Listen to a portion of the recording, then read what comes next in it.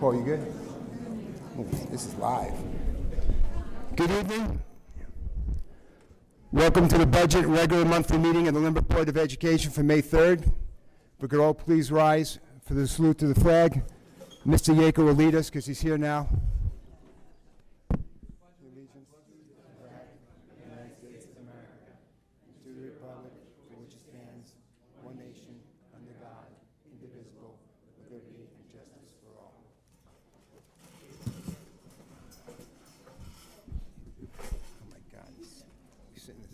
Why does Melissa always get me to see?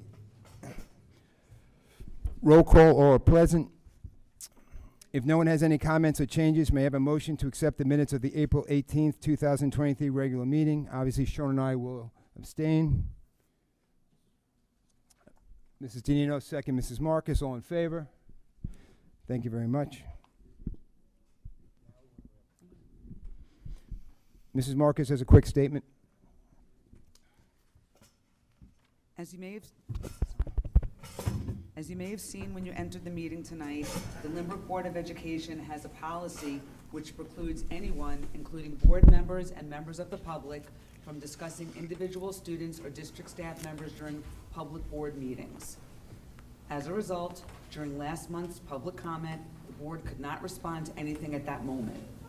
However, we would like to apologize now to the student and family involved for their experience. We would also like to provide more information about the board policy. As our policy 1230 states, matters or complaints involving individual students or individual district personnel should be addressed through the chain of command, i.e.,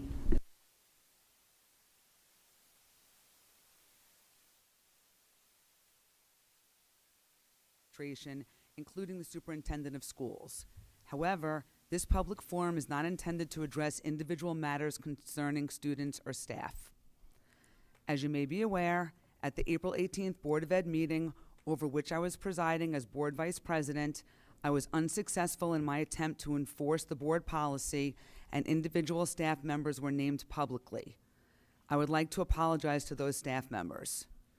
We hope that this reminder regarding Board Policy 1230 will avoid problems in the future. Thank you, Ms. Marcus. Mr. Kunz, Art Gallery. Burns-Seidemann Gallery is proud to present the final show of the 2022-2023 school year. This month's show features the work of this year's Art Supervisors Association All-County Artists. Lynbrook was honored to be represented on Sunday, March 19th, 2023 by more than 30 pieces of student artwork.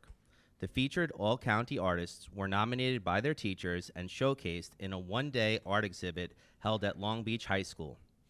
The students selected for this year's exhibit range from grades K through 12. The work includes fantastic drawings and paintings of still lifes, landscapes, and portraiture, as well as some phenomenal digital work. ASA is a professional organization of art supervisors and administrators that promotes the quality of art education at all education levels and provides a forum for ideas relating to art and art education. Each year, the organization hosts this prestigious event, which showcases over 1,200 pieces of artwork produced by K-12 students from Nassau County school districts. Please take a moment to enjoy the talents of Lynbrook's all-county artists. Thank you. Thank you, Mr. Kunz.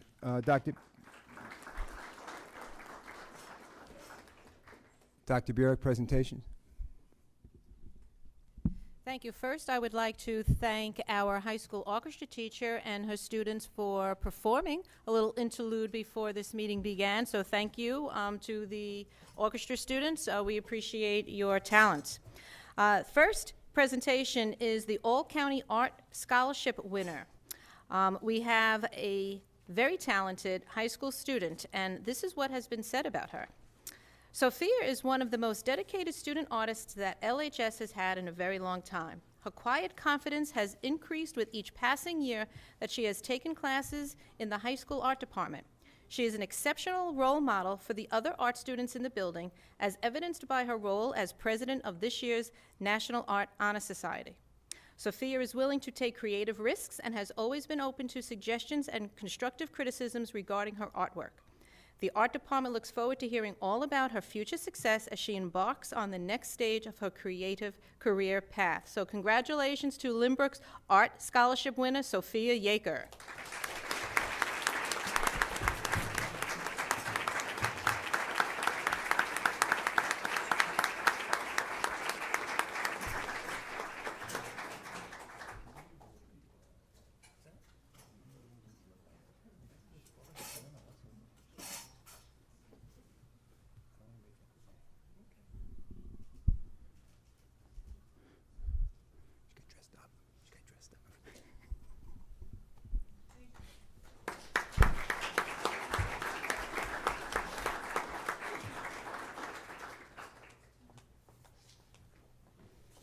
Tonight is a family affair. You will hear a little bit of that later on.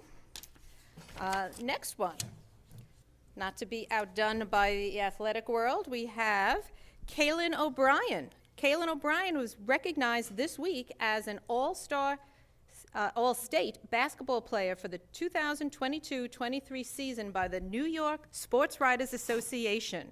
And this is a very, very prestigious recognition, and it's been a long time since I think we've had one of these. So Kaylin, I'm very proud of you, and congratulations. And not only is she a star basketball player, as you will see tonight, she's lacrosse, and why don't you flag football too? Yeah, flag football, you're everything. So congratulations, Kaylin.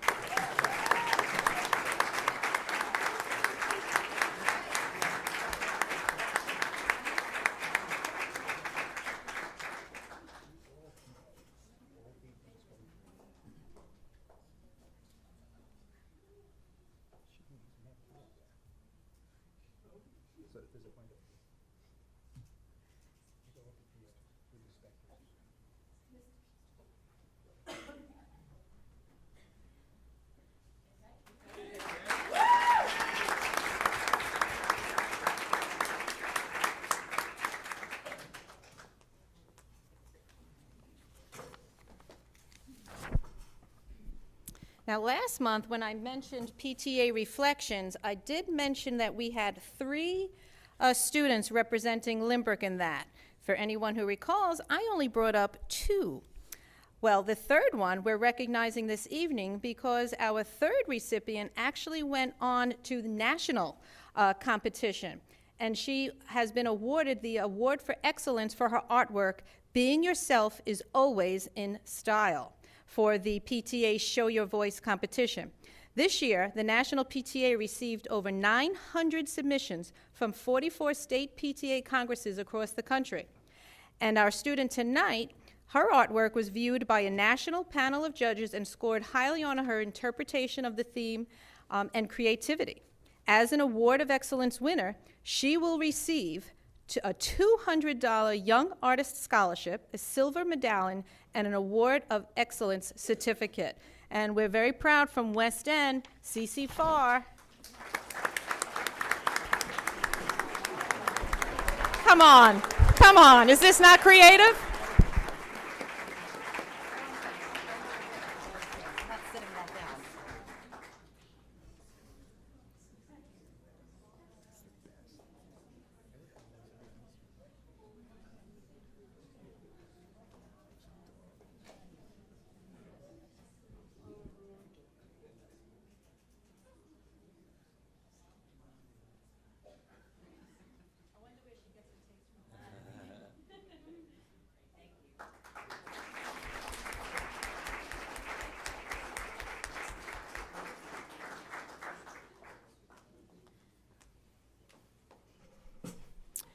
And for our next presentation, I'm going to turn it over to Dr. Belekis. Thank you, Dr. Burak. Mrs. Spector, are you ready? Or do we need a minute? We're okay? All right. So I'd like to invite the Spector family up. Charles and Marjorie Spector were residents of our district for a very long time. Charles Spector actually was the member of the Board of Education for 15 years, and he served as president for 11 of those years. His wife, Marjorie, was also very involved in the community, and she was a past president of the PTA in our school district. And I'd like to thank the Spector family for coming from afar and always remembering our district and supporting our teaching and learning. So after, thank you so much. And I don't know if you want to take the microphone so people can hear you, that might be best.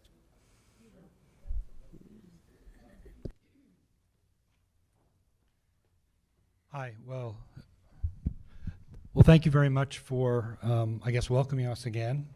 We really appreciate the opportunity. There was nothing really when I grew up and when Emily grew up, there was nothing more important to my parents than education. My earliest memories in kindergarten was my father kind of deciding that, hey, wait a minute, he wanted to be involved in the school board because he felt like things were just not getting done the way he thought they could be. And I remember phones being put in our house. For those young people, these were the dial phones where you turn it like that. You might have seen that in a movie. And then it progressed all throughout our schooling year. It was quite important to my father.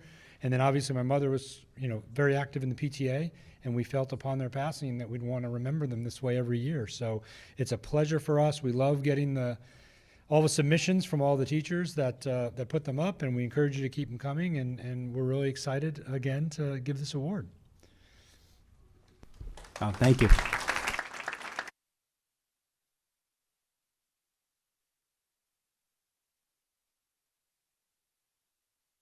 Okay, that's fine. Okay. The winners for the project, we actually had a group effort here of a lot of our senior teachers. We revamped the senior project this year to actually make it more project-based learning, and it was a very interdisciplinary effort. So the names you're going to hear are representatives from all different departments that collaborated on this wonderful work. The Spectre Award winners for this year are Mary Kirby, Craig Kirschenberg, Mary Kirby, Craig Kirschenberg, Michael Kunz, Karen Smith, Barry Weiner, and David Yaker.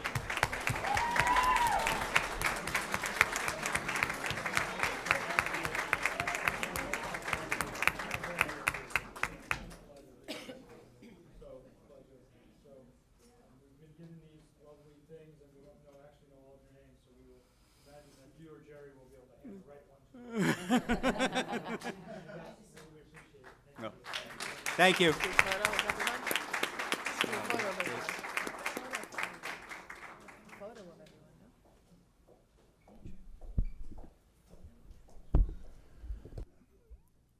So I'm just going to quickly, the gentleman you saw spoke was Brian. He and I grew up together, and his sister Emily, who was definitely younger, so I make sure to point that out for you, Emily. But it just shows you how amazing it is. Brian and I grew up here in the 70s. We graduated high school in the 80s. But those are the bonds that we create here in Lynbrook, and those are the relationships people create and the sentiments they have about the relationships of the people here and their relationships with the school and the teachers and the community. It's really amazing. Really do appreciate that you think about us, Brian. You and your family come back every year. It's an amazing thing, so thank you. On behalf of the board and district, thank you for continuing to do that.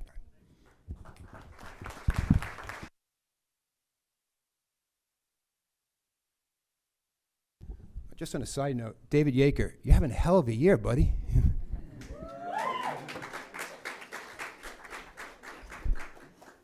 Okay, and our next presentation, actually, we're going to turn it over to the Kiwanis organization. If you're not aware, the Kiwanis organization actually helps support a school club, that's the Key Club. And the Key Club in Lynbrook High School is an extremely active club with the unwavering support of the advisor. So I'm going to turn it over to, I think, two Sues, Sue Berger and Sue DeSena, and some of you may remember Mrs. DeSena from a teacher at South Middle School. So we welcome her back. With that, I'm going to turn it over to you to actually do the presentation. Good evening, everyone. My name is Sue Berger. I am the current president of the Lynbrook Kiwanis Club, and here I have the pleasure of having Mrs. Susan DeSena, who is the past distinguished Kiwanis Club, and tonight we're here to actually celebrate Dr. T.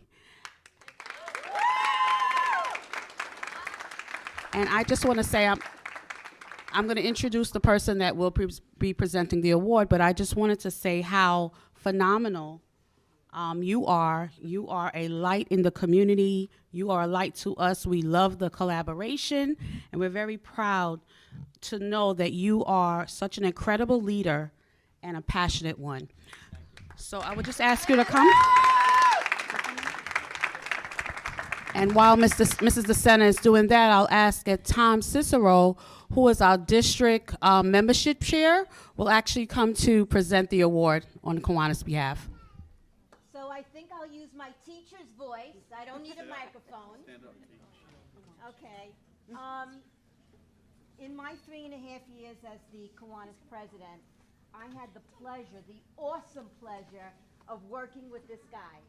He is the absolute best. So, I'm gonna cry. No, I'm not gonna cry. Gonna make me cry. Okay, no, I'm not gonna cry. So I want to pin you. We're not going steady. Will they even use that anymore?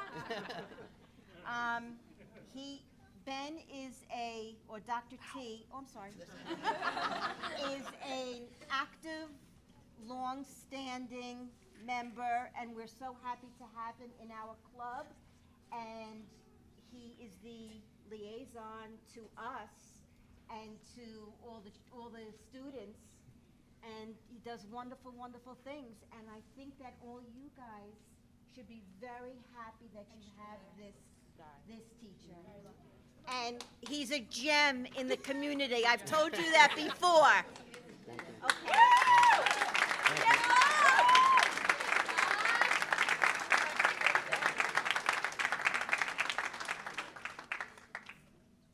Good evening, Dr. Barak and the entire board and our audience. As you heard, my name is Tom Cicero, and I'm actually from the Oceanside Kiwanis Club. But as the Lieutenant Governor a couple years ago, I had the honor of reopening up the Lynbrook Kiwanis Club. And I'm happy to hear that they're strong, they're doing well. Tonight we have two special occasions here, so we're going to go a little out of order than I expected because we have a couple of people here who have other schedules too. But we're here to honor the Lynbrook Key Club as well as your faculty advisor. You'll hear from our immediate past Key Club governor in a few minutes of what all these awards are and what they earned.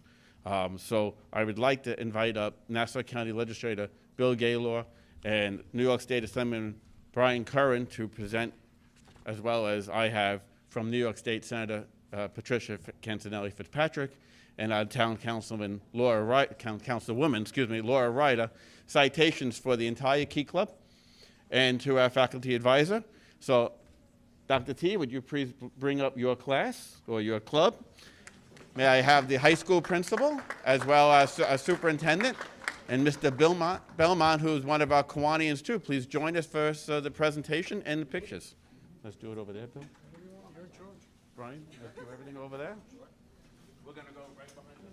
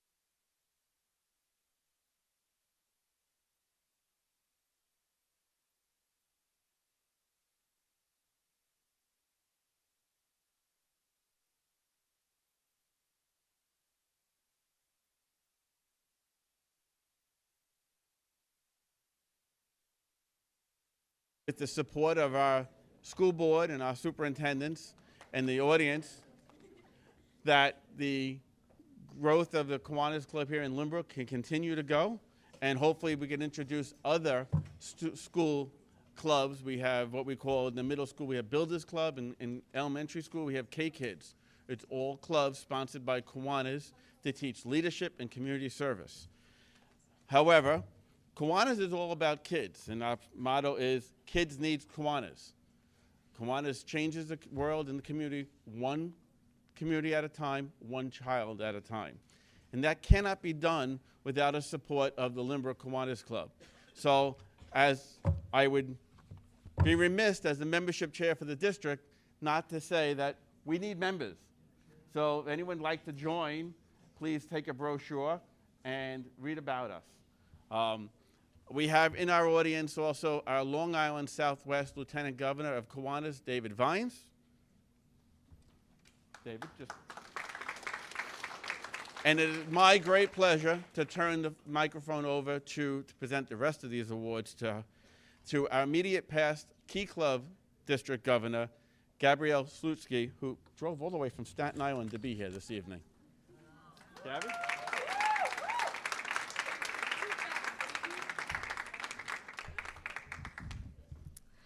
Good evening, everyone. My name is Gabriella Slutsky, and I am a senior at Tottenville High School in Staten Island. From April of 2022 to the end of March of this year, I served as the governor of New York District Key Club. So Key Club is an international student-led service and leadership organization. It's found in over 5,000 high schools across 40 countries. And we in the New York District have a membership of nearly 12,400 high school students across 250 schools in the state at the moment. Each week, members get together to volunteer at a clothing drive. And oftentimes, 2 or more clubs may collaborate on a fundraiser. And it's pretty amazing to see how much of an impact we can make with every service project we participate in or even initiate. Aside from the aspect of giving back to our communities, we Key Clubbers grow as leaders. Being part of this organization and embracing the different experiences that come our way has taught us lessons about management, planning large-scale events, communicating effectively, running productive meetings, and so much more. We really learn how to step out of our comfort zones and take initiative. Now, the service year runs from April 1st to March 31st of the next year. And each spring, we hold our annual leadership training conference in Albany, where Key Club members across the state come together for a weekend of leadership development workshops, keynote speakers, and the opportunity to experience Key Club beyond the school setting. A big part of this conference is recognizing Key Clubs and individuals for going above and beyond the call to serve. With that said, I am looking forward to the rest of the evening and for recognizing Lynbrook High School Key Club for their dedication towards their communities. To begin, one of New York District Key Club's goals for this service year was to expand our network of servant leaders. This past administrative year, our state Key Club's membership grew to nearly 12,400, a big jump from when we had under 11,000 members at this time last year. This significant increase would not have been possible if it weren't for the passion that Key Clubbers in the New York District had for spreading their love for service. We would now like to recognize the Key Clubs whose membership increased by 15% or more this past service year. And one of the recipients, with a foundation of 300 members, is Lynbrook High School Key Club.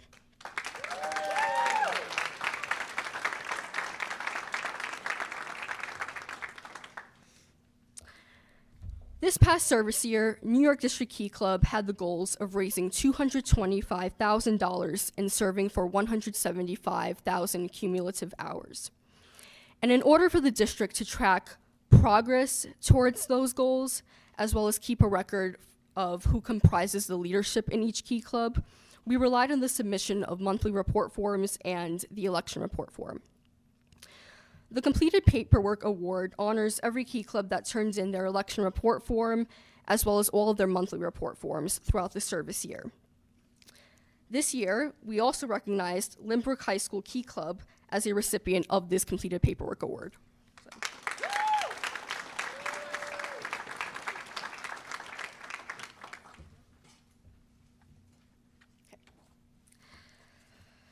Now, we also recognize the Key Club that has fundraised the most towards charity over the course of the 2022-2023 single service year. This year, the honorable mention went to Lynbrook High School for raising a total of $23,859 for various charities this past service year.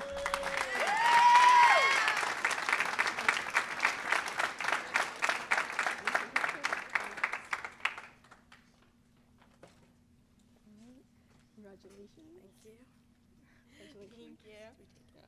Should we take a photo? Oh. Yeah. Okay, let's go turn over here. Come up front. Sure. Yes.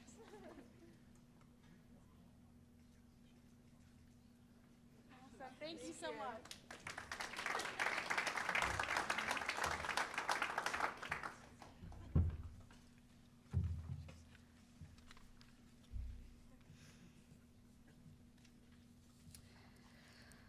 So each year, Key Clubs raise thousands of dollars for hundreds of charities. And we also recognize the club that has fundraised the most in one single project during this Key Club service year with the Excellence in Fundraising Award. The winner, who raised $18,000 for the Dr. Barberino Scholarship Fund, Long Island Coalition for the Homeless, Project 9 Line, SCOPE, SCO Family of Services, the Global Giving Tree, the Mary Brennan Inn Soup Kitchen, the Kiwanis Children's Fund, and Souls for Souls, is Lynbrook High School.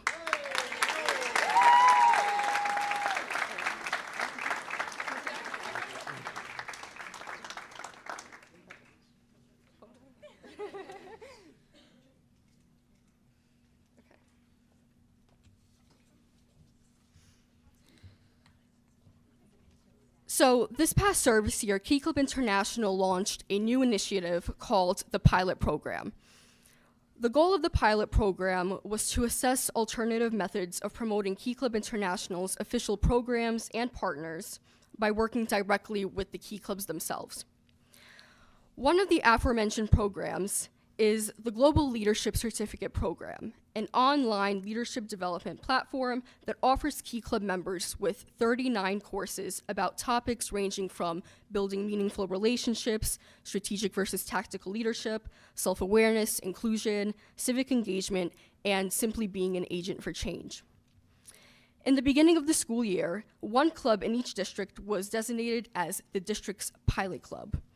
The pilot club was tasked with working directly with our Key Club International Board and to convey what promotional methods work best for this GLC program, what improvements should be made to ensure continued success, as well as what resources needed to be implemented in order to keep the members engaged. And in the New York district, Lynbrook High School was selected to engage with Key Club International's Global Leadership Certificate Program. Please join me in recognizing for their work as New York District's Pilot Club. All right.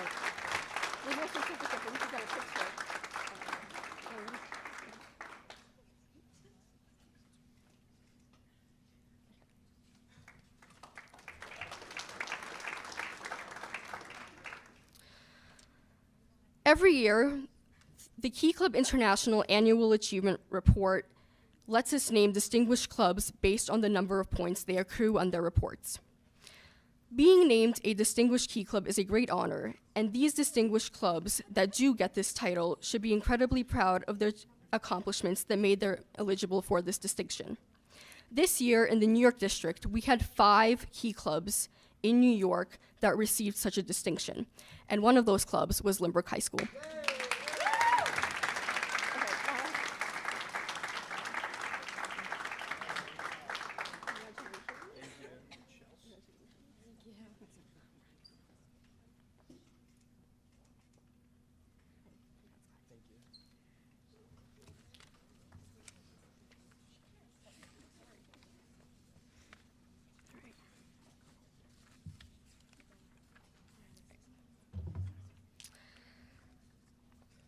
So the Key Club faculty advisor, as we heard before, is undoubtedly one of the most important individuals in the Key Club organization and a crucial element to a successful Key Club. The advisor works closely with students, serves as a mentor to them, and keeps their interests in mind when being the liaison between the club and the school administration. The Distinguished Faculty Advisor Award is voted on and given to one individual in the New York District who has served his or her club by devoting countless hours, being a tremendous role model, and earning the deep respect of the members of his or her Key Club.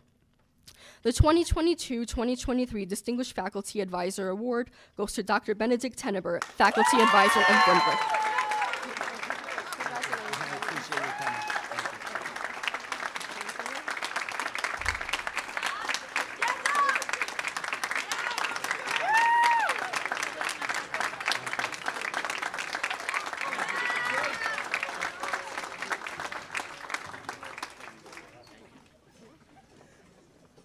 Thank you, Governor.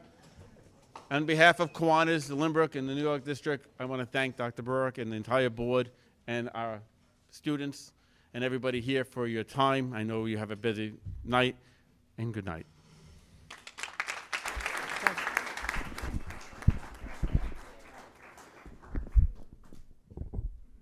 So I just want to make a real quick point about Dr. T, who no matter, to me, I think it's very important, and Lynbrook does a great job with curriculum, but character is such an important part of raising young men and women.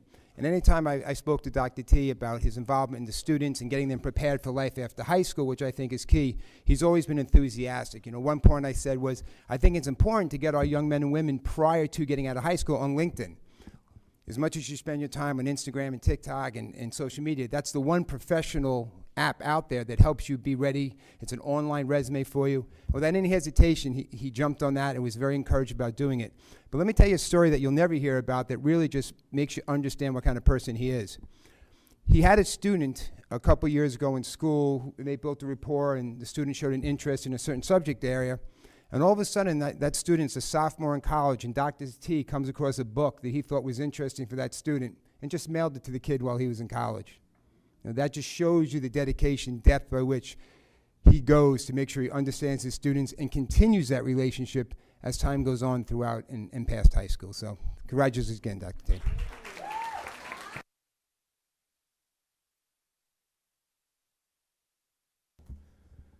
Moving on with this evening, we have one retirement this evening. Henry, are you hiding out there? Where you at, Henry? Yeah. You were going to try. Whereas Mr.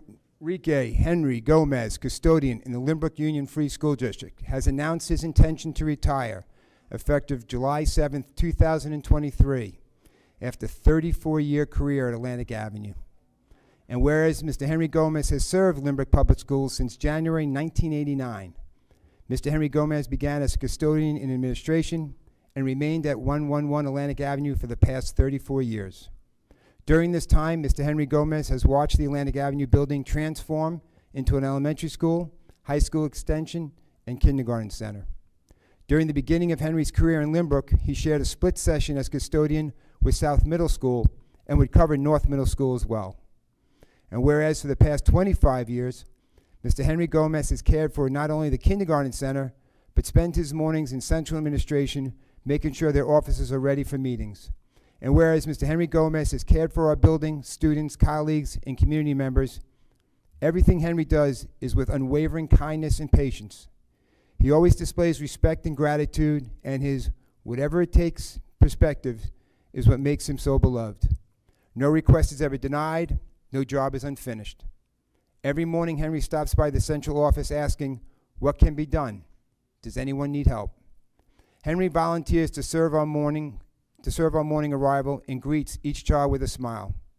Henry will always function as a translator if needed assistance.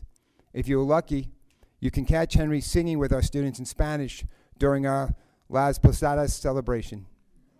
Our students, parents, and faculty appreciate Henry's dedication to the kindergarten center.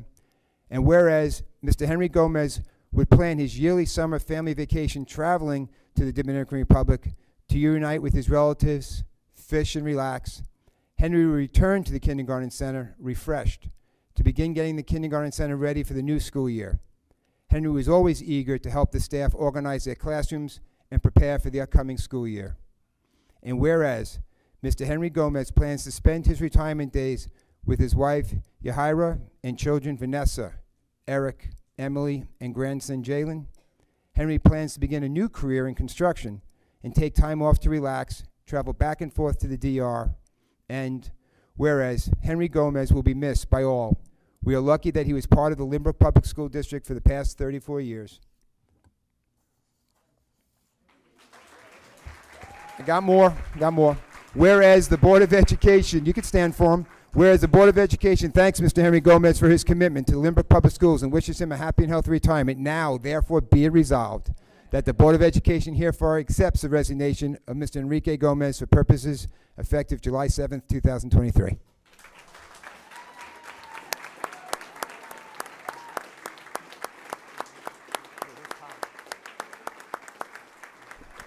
Henry, if you could come up.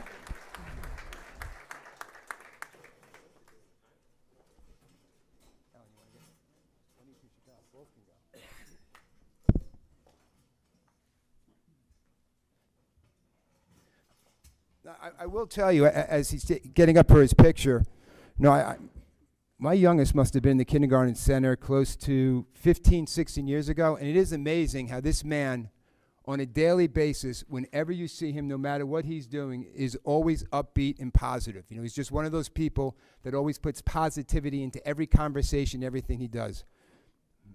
Definitely will be missed. Thank you.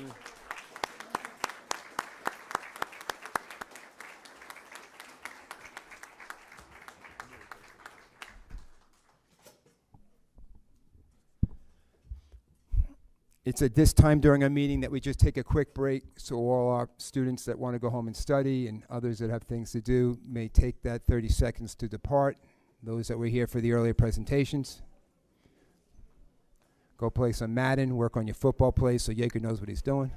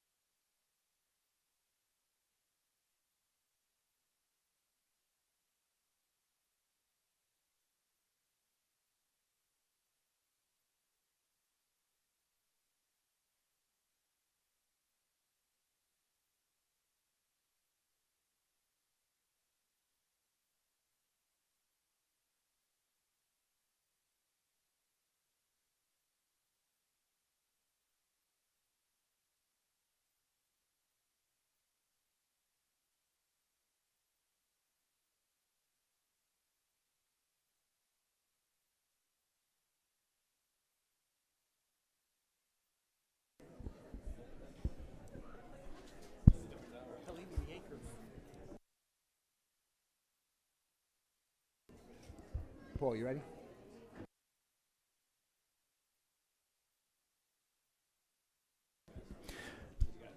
We're now going to close the regular meeting in order to begin our budget hearing.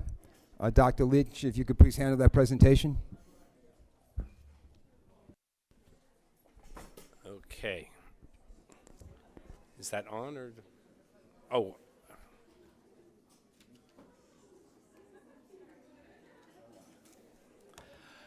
Okay, thank you, Mr. Belmont. Just so everyone knows what has happened here, tonight is the beginning of the final process as we head towards the passage of the budget. So we've just entered a meeting within a meeting. The board has called a hearing as required by law within 14 days of the final vote. A lot of things start to get triggered tonight, and so here we are in the process. It's a process that began with budget development back in the fall. It then moved on to the presentation of the superintendent's budget to the board in March. The board adopted the budget on March 8th, and it became the board's budget. And now we are presenting it to the community for adoption as the community's budget. So that's kind of where we are into the process. Because part of this presentation is regulated by law, I'll be presenting the budget two ways. I'll actually be presenting it twice, but don't worry, it's not going to be two full presentations. The first presentation will be the Lynbrook way. That will be the budget as our programs, our budget managers know it. And then finally, we'll present it the state way. It's a way that we can compare districts to districts with various expenses. So our budget highlights this year. It is going to be adding a lot of stuff. We're adding contracted social work and mental health support. So we're going to be enlisting the supports of outside contractors to help us with more social and mental health support. The Owl Success Academy was formerly grant funded by the COVID money, and that is now going to be fully integrated into the budget. We're going to be continuing the support of something else begun with COVID money, and that is going to be Sounds Right Nietzsche's Alphabet, our speech-to-text program through the Science of Reading. At Lynbrook High School, it is going to introduce a drone program. It's going to introduce AP pre-calculus. It's going to introduce a business law course, and it's going to begin woodworking at the high school. We're adding 5th grade health, which is an increase of a position so that we can start to deal some more in-depth discussion of puberty topics, and then also some other topics regarding peer pressure and social media and some of other things that kids are just facing earlier and earlier. We are increasing funding for assemblies and field trip transportation, which we'll talk a little bit about later. And finally, it is proposing the introduction of an elementary lunch program. The story of this budget is almost all in salaries. We have had an influx of COVID money that we were able to hire people to address some of our needs. And now the COVID money is going to be going away. And we need to make sure that these people who are doing good work already stay in the buildings. So there are 4 people who are already here that are grant funded that we're now going to integrate into the budget. In guidance, in special education, an increase of a half-time social worker who was half in the budget last year and half in the grant. Same thing with that psychologist, a half-time reading teacher, and a half-time speech teacher. In addition, there were professional staff hired after the budget was adopted last year in special education and orchestra that are going to be continued into the budget next year. We're adding 2.4 professional staff that were not here before, 1.0 in reading, 0.2 in family and consumer science, basically centered at North, 2.0 in physical, 0.2 in physical education and health. That's the 5th grade health program there, and a 1.0 full-time occupational therapist who will be a district employee, not a contracted employee.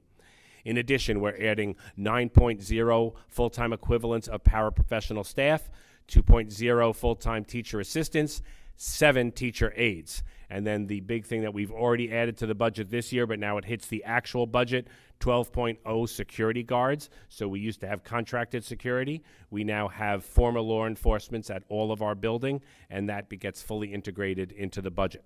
So that's the big story here. Corresponding with salary are benefits. We see an increase of 5.16% in benefits. We've had 2 historic increases in health, 15% and a 12% increase, so we have to make allowance for that. We had some interesting good news that actually for the first time that I can ever remember, we're going to have health benefits actually go down mid-year, which is good news both for the employees and the district. So July 1st, actually rates will be going down. But as we prepare the budget, that's kind of historic, as I say sometimes. Our school budgets increase 8.54% at the elementary level. There'll be an increase in instructional supplies for decodable and authentic text. That's the ITCHI's alphabet, and that's the Science of Reading program. And then an increase in transportation field trip to reduce the burdens on the parents. So we'll be picking up more of the transportation to field trips in the coming budget. At the secondary schools, we see increase to combined instructional supplies due to woodworking materials in all the schools. That's going to happen north-south, but principally a woodworking course here at Lynbrook High School. There's also a significant increase in combined activities and supervision codes. As you know, we have more children with special needs who are staying in the district. We're not sending them to out-of-district placements. And as a result of that, those children deserve to be fully integrated into our life here in clubs and after-school activities. And so that's where that increase in activities and supervision codes. And then also a similar increase in the secondary schools in transportation to help cover more of the cost of field trips on the part of the district. The superintendent and the Board of Education will see 0 increases. That says what it says. Curriculum, instruction, and assessment. So this is one of the larger increases in the budget, 27.64%. We're going to see a large increase. So I said we had security guards. We also hire an outside security company to have an outside security director who is here full-time, who becomes part of our facility, and also he has connections with a company. So that is going to fully hit the budget this year. The really big one is going to be an increase of about $200,000 in BOCES regional certification. That's where we fund assemblies. So this is the flip side of the lunch program that will be introduced shortly. One thing that we heard loud and clear from the PTAs is that much of that PTA fundraising was from special lunch, which will now be unable to be done through because of a competitive clause in a contract. Will now, a lot of it went for assemblies. So the district is going to be picking up $30,000 worth of assemblies, so that we're going to be covering the cost of all those assemblies to reduce the burden on PTA, so that they can continue to do the good work that they do. So what good work PTA do is they are secretly and behind the scenes sponsoring a lot of things, helping actual kids, helping actually families, so that work can continue. And then some good news, we see a decrease in charter school tuition, basically because some kids that we had going to charter schools have now moved out of the district. Personnel, transportation, and student support services sees a 13% increase, primarily due to transportation in non-public schools. There will be 6 new schools that are included in the new budget. And then also an increase in in-district transportation. Transportation contracts are tied to inflation. So if you were paying attention to the news, you know that inflation was high, so the contract also goes up high. Finance, operations, and information systems sees an increase of $7,000 because of increases in newsletter printing and postage. We see an increase in BOCES central processing. So every time you see an increase on the instructional side with technology, when we add cloud services, there's a comparable addition over on the administrative side because the administration also uses those same services. And then we see an increase in insurance because of rising premiums and both in general liability and student accident. Debt and interfund transfers. We see a slight decrease in debt. That's a 20-year schedule. It is what it is. That's paying for the beautiful addition behind me and all of the work that was done at the middle schools and the elementary schools with the air conditioning. You see a decrease of 9% in the special aid fund. That's because we have our now own extended summer program where our special ed students will stay here in the district at Waverly Park.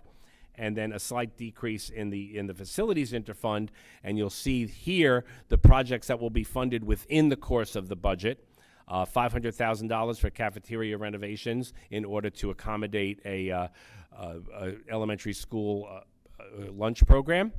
$48,000 for the renovation of 2 classrooms at Marion Street, and $48,000 for the renovation of 2 classrooms at West End. We've been slowly, our 2 oldest schools, there's a plan in place so that we replace 1 or 2 classrooms every year so that they stay fresh and in great shape. Then facilities itself sees a slight decrease, a little bit less than 1%. Mostly because, and this is where you're going to see how this gets played on the other side, we're decreasing $250,000 in contracted security services, but we're going to see an increase on the payroll side because we actually pay the employees here. So it's just a reduction on this side of the budget. We need to replace our transit van. It has 120,000 miles on it, so that is going to be proposed. And then a new restroom sink faucets at Waverly Park. And then, as you all know from your bills at home, electric and natural gas go up. We actually are fairly comfortable with our oil money as it is. Special education on the program side. This is one of the slides I want to draw your attention to. On the program side, it sees approximately a 4% increase. This excludes salaries. This is principally about tuitions and related services.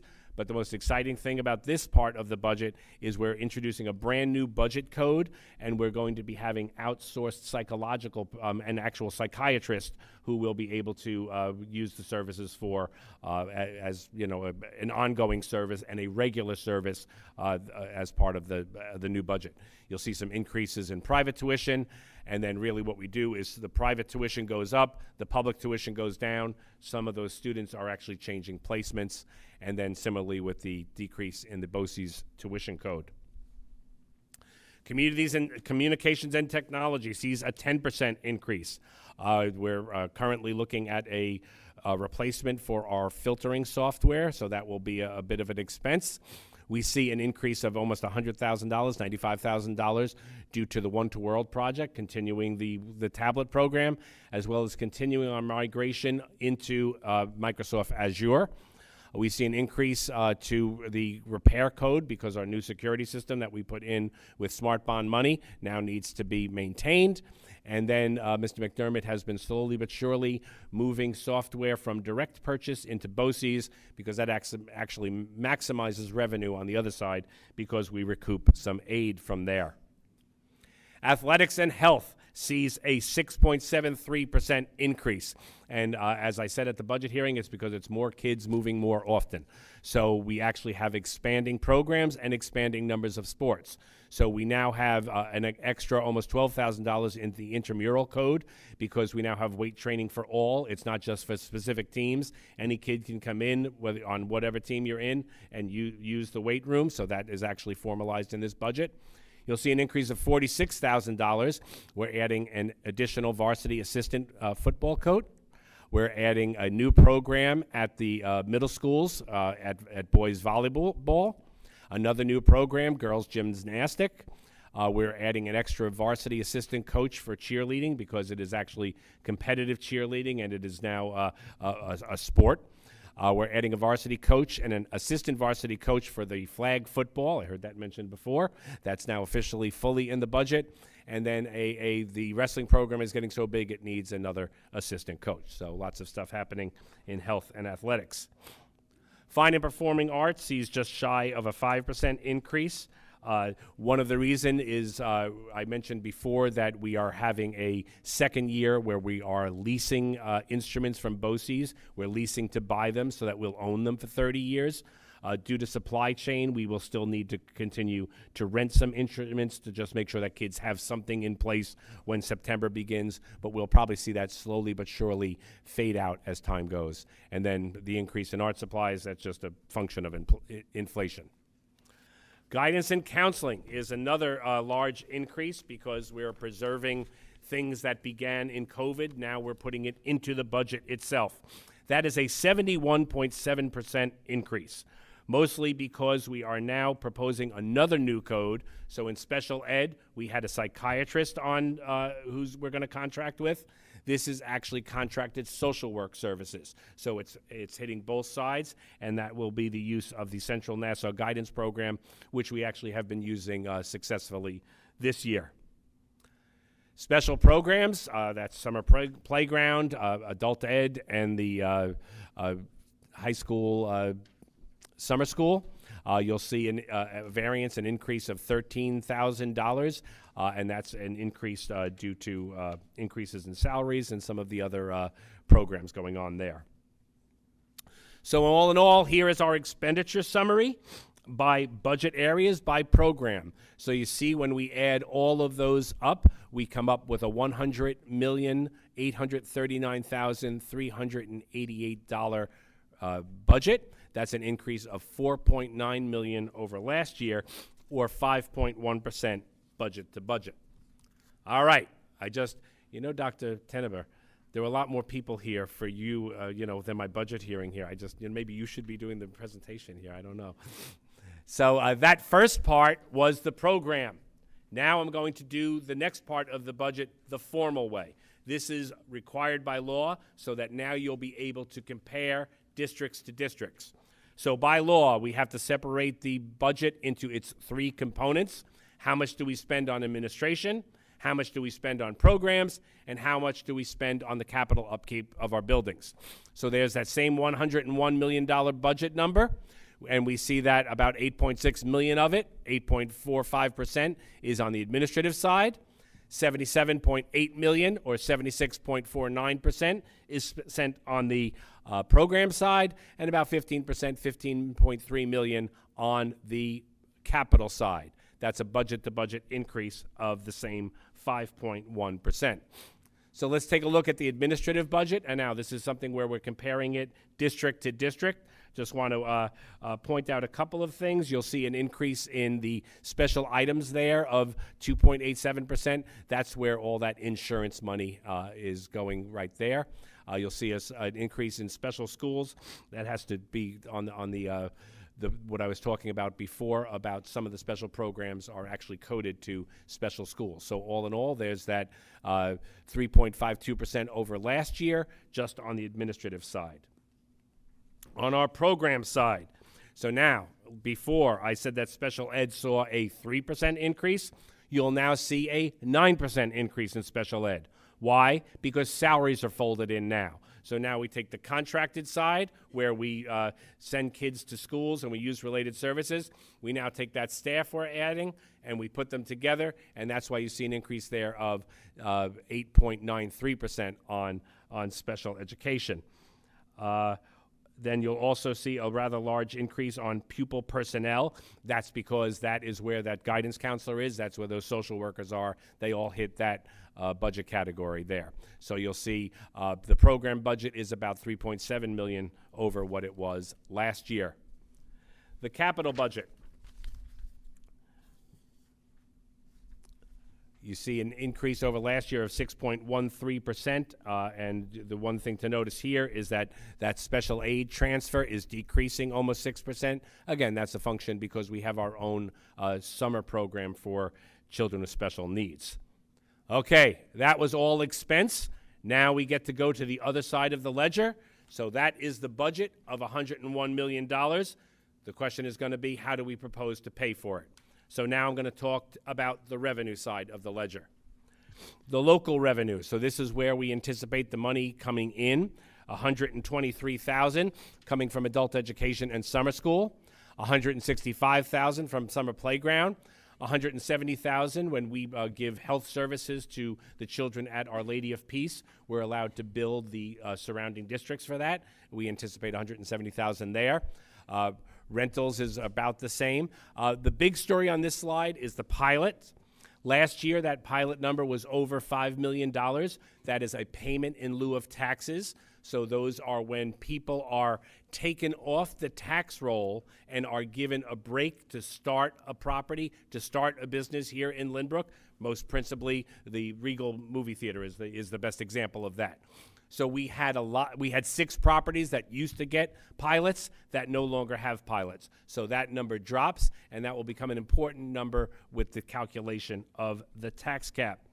Some good news on the interest side. That interest last year was all the way down at $30,000. Interest is going up, and that's a good thing when you actually have money to make interest. So that's good. You'll see an increase there. And then you'll see our use of reserves at $1.4 million, just to talk up a little bit about that. We're taking $1 million from our ERS, our retirement reserve for civil service. We're going to be using $300,000 from the workers' compensation reserve and $180,000 from employee benefits. That matches the expense side, so it's completely paid for with reserve money. And the question that's always asked is, well, what's going to be left in the reserves after we use that money? You'll see that there'll be $3.6 million in the retirement reserve, $1.3 million left in workers' comp, and $2.7 in employee benefits, $7.7 million left in reserve money there for the future. That's money that this board has always been very conscious of, making sure that we have healthy balances so that we are prepared for the worst that could come, the drying up of state aid, which we may need to talk about very shortly. All right, speaking of state aid, this is another big story of this budget. So we are seeing an over 20% increase in foundation aid. That's the basic formula aid that is given to us by the state of New York. Why is that so important? That is basically what this budget hinges on. We saw historic increases last year. We're seeing historic increases this year. Why? Because the government owed us money. That's the only reason. They had been underfunding us for the last decade. They are now making us whole, so they're seeing large increases there. And all this is a bit of warning for the 2025 budget. We're probably not, well, I know actually not probably, we will not be seeing increases over 20% next year. So we have to be prepared for what Mr. DiNapoli has called the fiscal cliff that is coming. So that's what our budget is preparing for by integrating those staff members. I've highlighted $842,400 in the UPK money. All you kids who are doing the math out there, if you add those figures, it's not going to come to $19 million. Why? Because it's off by $842,400. The reason why is because we don't get to use that money in our budget. We put it off to the special aid fund, and that is how we're really funding this expanded UPK program. Dr. Burek did her last lotteries a couple of weeks ago. We actually have money from the state to fund as many as 156 four-year-olds in schools, both at the JCC and the Tiny Tykes program. We're actually able to fund every student that wanted it because of this funding stream. So that's just another good story coming from the state of New York.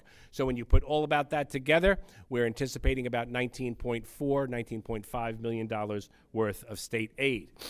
So now we have to figure out, what does this mean to the taxpayer? Technically, the way this works is we take the amount of the budget, which is a $4.9 million increase over last year. We subtract what we're getting from the state. We subtract what we're getting in local revenue. We subtract money that we're taking from this year's budget and applying to next year's budget to $1.275 million. And that makes a total revenue of the $26,849,865. When you take that number and you subtract it from the 101, it leaves what it will cost the taxpayer, which is $74,989,523, a 2.6% increase over last year. Remember I talked about the pilots before, and I said that they were going to be very important in the way that we calculate the tax cap? Because of the loss of those pilots, the board actually had the authority, without a supermajority, we had the ability to go out for a 4.76% levy. And that would have been allowable under law. So this, 4.74. So this budget, actually, this levy proposition is going to be $1.5 million under what the allowable levy is. That was a serious conversation that this board had to really, maximize the state aid, maximize the use of reserve, to not have to go to the maximum on the tax levy. So when you vote on the budget, you'll be voting for that $101 million budget, and then consequently there will be a tax levy of $74 million on that. So that will all be what is called Proposition 1 on the ballot. That's the voting for the budget. That kind of ends that part. We also have other propositions on the ballot. So we have money in reserve. We have money in a bank account. However, we need voter approval to use it. So we have a technology reserve. This will not affect the levy one bit. It's money we already have. It's money we have put away. We're going to ask the voters for $464,179 to do phase 2 of our wiring project. So if you've been in the buildings in the evenings at all the last couple of weeks, you've seen guys, mostly wiring people, up into the ceilings, wiring for our security systems. So almost all the schools are done, with the exception of South is actually probably going to be finishing up shortly, and then we'll get the KC, and then all of that security wiring will have been done. This actually our wiring, I have to say, was put in by a young Ms. Melissa Burek when she was the director of technology. So not saying that's a long time ago, but it's probably it's a long time ago. It's probably time to replace some of that wiring, and we're also going to be preparing for the future with that. Balance after use, there'll still be $628,000 left in that reserve. The use of facilities reserve. So this is something that we're talking about, asking the voters for $1.7 million for the following projects: to replace all the classroom doors at Marion Street and West End. Those doors are old, and they are not necessarily suited for the new world of security. They have those large panes of glass. We want to be able to replace them with smaller panes of glass and also possibly some electronic security systems. The high school elevator is in need of replacement, so we're asking the voters for $500,000 for that. And then the south, there's a bathroom at the back of South. If you can pick Mr. Fanning's rooms over here, and there's a kind of like a series of bathrooms there. There's a bathroom right there that's in need of replacement, so that's what's going on there. And then also a refreshing of the tennis courts and the basketball courts and the associated driveways at South. All of that also will have no effect on the tax levy. The fourth proposition is the reauthorization of the grounds reserve. So we've used grounds reserve money to, when I get to capital projects, we'll be replacing the turf at Marion Street and building a new turf field at North Middle School. That was using grounds money. This project at South uses grounds money. So we've had 5 years. We need to ask your permission to continue this reserve. We're asking to do that through Proposition 4. So the budget summary, it's a total budget of $101,839,388, a 5.12% increase over last year, a proposed tax levy of $74,989,523, a levy-to-levy increase of 2.6%. It is under the allowable tax by $1.5 million. The question always comes up at this time, what if the budget fails? So I remember I said that there's a whole bunch of stuff that happens tonight. So right now, after I stop speaking, there's going to be a card heading to your house. Technically, by law, it can't happen before I speak. So I've now presented the budget. It's going to move to the post office tomorrow, and it will tell you everything I just told you tonight only on one page. But part of it is the contingency budget. So the contingency budget is if it gets voted down twice, and we are having to basically go with last year's levy, what does that mean to this community? It means a loss of $1.9 million, which means there must be associated cuts of $1.9 million that the board will have to debate. Some of the things happen automatically, so $721,000 of facilities improvements automatically come out of the budget. But then we're still off by a heck of a lot of money. So other things that the board would have to seriously look at. The law says you have to educate. You have no choice but to educate. The other things that you don't need for actual education have to be looked at in order to be cut. So there's $434,000 of clubs that could be eliminated to help make a contingency budget, and about $1 million in interscholastic sports that could be cut in order to make the contingency budget. So that always has to be disclosed on this night also. I'd like to remind you to vote on May 16th. Come on out, and that is the budget hearing. Questions from the board? Well, we've done this extensively, so I wouldn't be surprised. I don't have any questions, but I just want to commend Dr. Lynch and the rest of the team in the business office and the administrators. It's not easy to do this, and I have colleagues in a lot of districts around the island that are losing all of those positions that the COVID stimulus grants paid for. And the team here didn't think of that as a year, and this is not a one-year budget. This is a multi-year, thinking about it over long-term budget. And the fact that we've been able to bring all of those resources permanently into the district is incredible, and I want to commend you and thank you for that. And that we are coming in $1.6 million under where we could have been for the tax levy. So I think that's commendable too. Thank you. If anyone has any questions to the board regarding budget only at this time, if there's any budget questions, you can approach the podium to discuss the budget. If not, I can remind you again, budget vote and election is May 16th. Individuals must register to vote in the district clerk's office Monday to Friday between the hours of 8 a.m. and 4 p.m. The last day to register to vote is May 10th. We'll have a registration on that date in the high school conference room from 4 to 8. Please contact the district clerk if you would like an absentee ballot application. Polls will be open from 7 a.m. to 9 p.m. on May 16th. That concludes the budget hearing.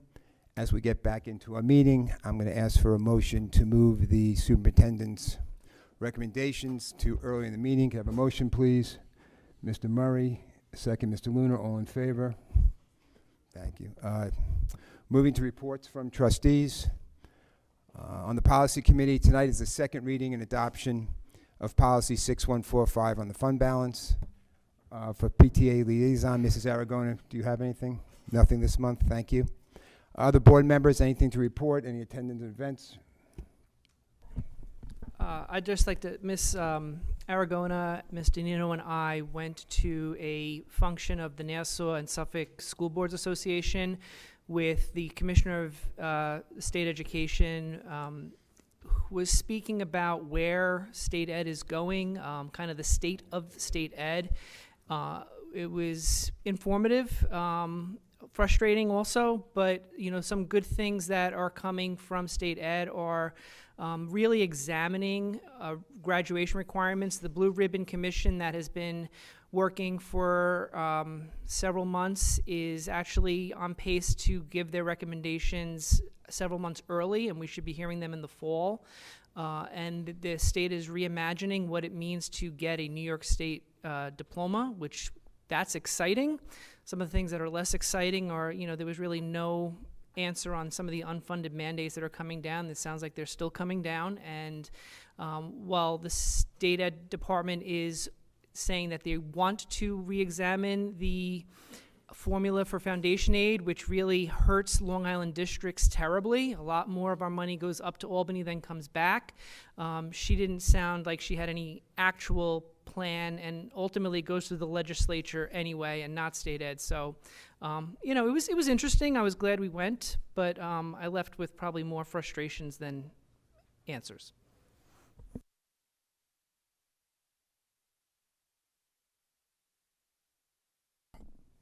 Seeing nothing else from the board, moving on to old business. The board has drafted and will be sending a letter to the governor. The board has signed a letter to the governor voicing our opposition. As many of you know, there's been a lot of publicity on that, and it's still a battle in Albany. But our opposition to the proposed high-density housing plan, that letter will be posted on the website. We have nothing this evening under new business. Moving on to Dr. Burek and the superintendent's report. Thank you. I have a short report this evening. I just want to give a public, even though it's on our website, a public shout out to our music department. Once again, for the 11th year in a row, we are a best community for music education, so congratulations to everyone associated with the music department. A job well done. And now I'm going to turn it over to Dr. Balekis and Mr. Sarosi, who, as you know, earlier in the year, I had asked a commission to be formed and charged with taking a look at our regions, our assessment, our weighting, our ranking, in a way, too, because we heard it loud and clear from board members of how to put our students in a better light. So they've been having discussions all year long with regards to this. So this evening, we're going to hear the report from the commission. Okay, thank you very much. Good evening. Thank you for giving me the opportunity to speak. The Grading, Weighting, and Assessment Commission has met 6 times since the beginning of the school year and had an open forum discussion on a variety of topics related to student assessment. As you'll soon see, the Commission began to focus specifically on topics like consistency and transparency in grading practices, midterm exams, as well as honors weighting and whether the Regents exam should count. At the end of tonight's presentation, you will see the conclusion from the Commission's work that the secondary schools in Lynbrook will begin to implement beginning next school year. It's important to acknowledge, and Mr. Murray actually just mentioned this, that while all these discussions were taking place, another important commission is simultaneously taking place in Albany. The Blue Ribbon Commission is currently meeting in part to decide the fate of Regents exams in New York State.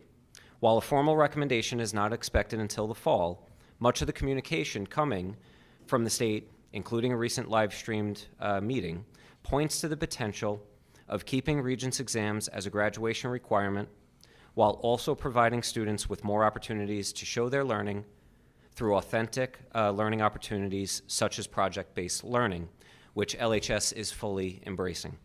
In fact, a number of years ago, the state started to move in this direction by lowering the number of Regents exams required to graduate from 5 to 4 and introducing the pathway model, which gives students an opportunity to select from a growing list of authentic learning opportunities, including the newest Seal of Civic Readiness. LHS saw an opportunity once the seal was approved as a pathway, and by Monday, all of our senior social studies students will be working collaboratively on a civic-minded project intended to help enhance either our building, the district, or the Lynbrook community as a whole in hopes of earning the seal. Keeping what Mr. Sorosi said in mind, the work that was going to be presented to you tonight was developed by a commission of approximately 40 people representing our students, parents, teachers, and administrators.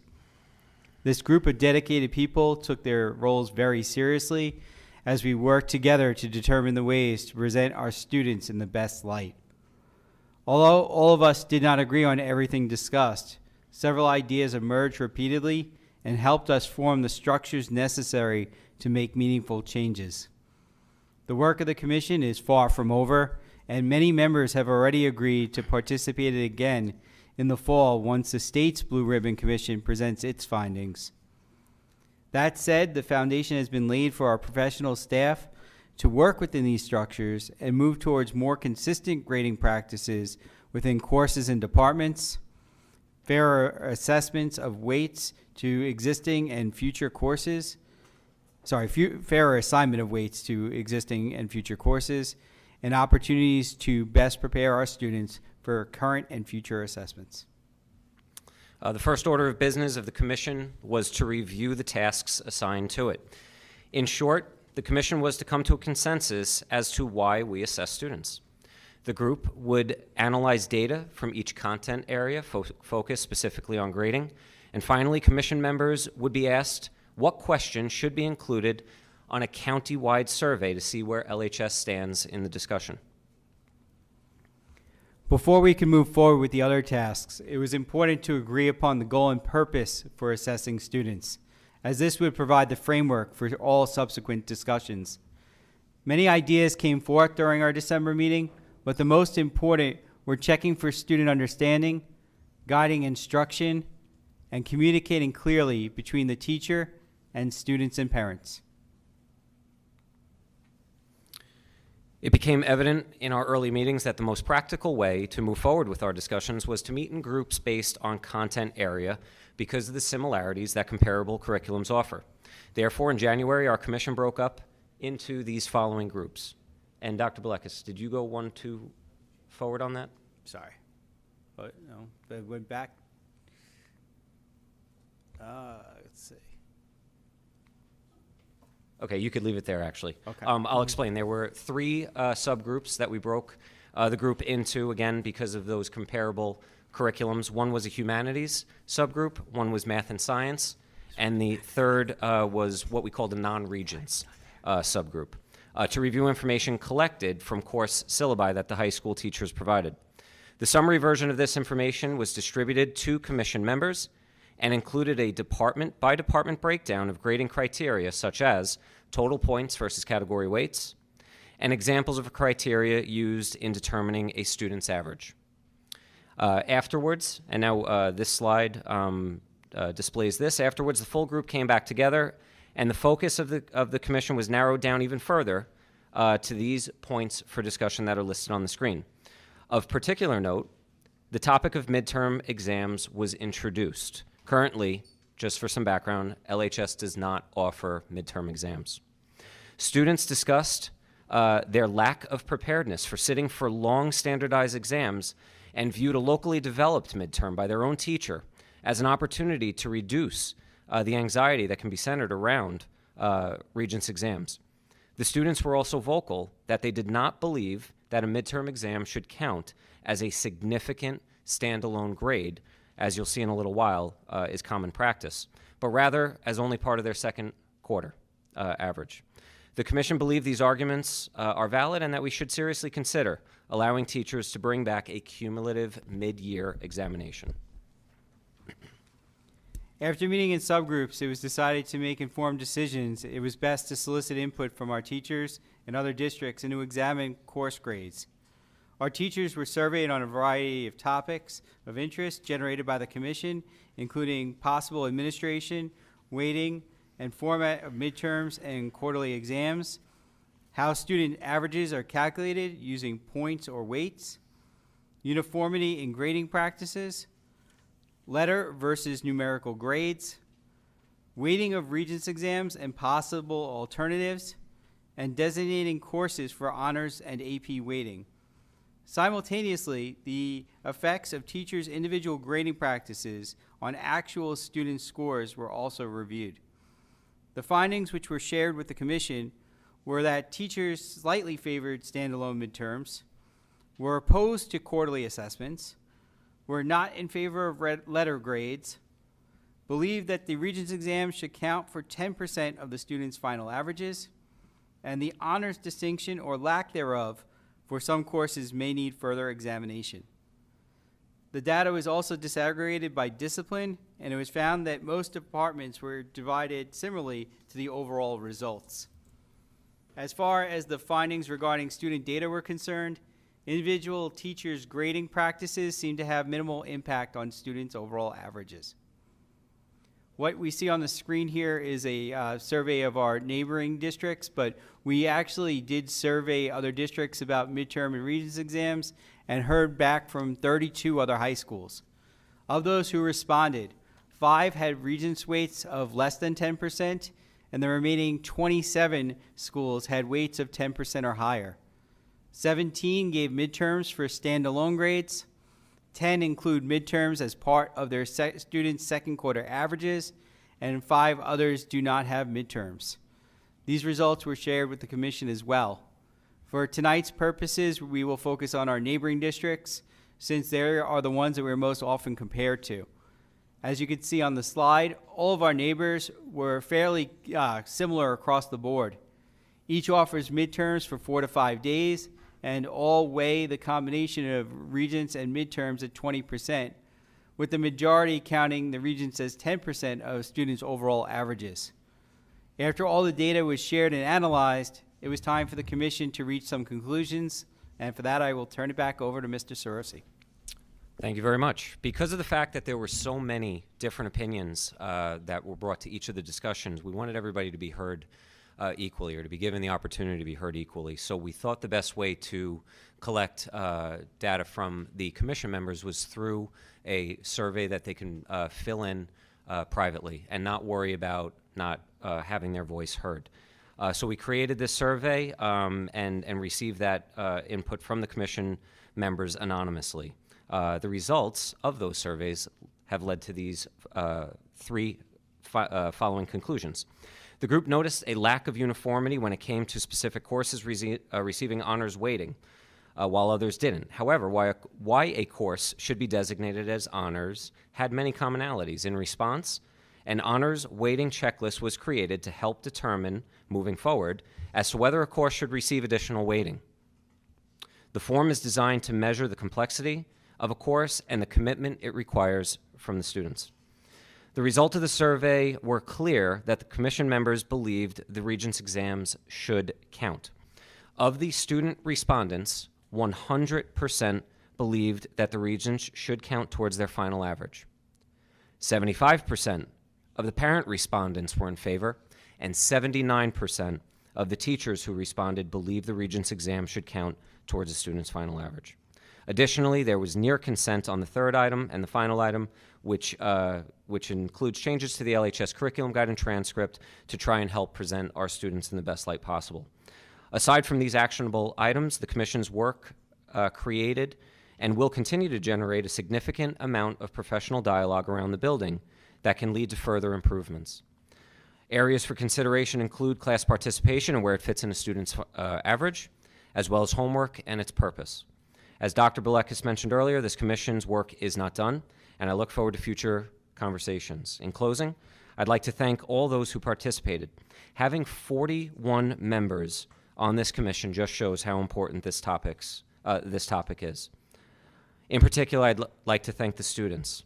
These decisions impact you directly, and having your voice heard is of the utmost importance. You represented yourselves and therefore are building incredibly well throughout this process. Thank you again for giving me the opportunity to present to you this evening.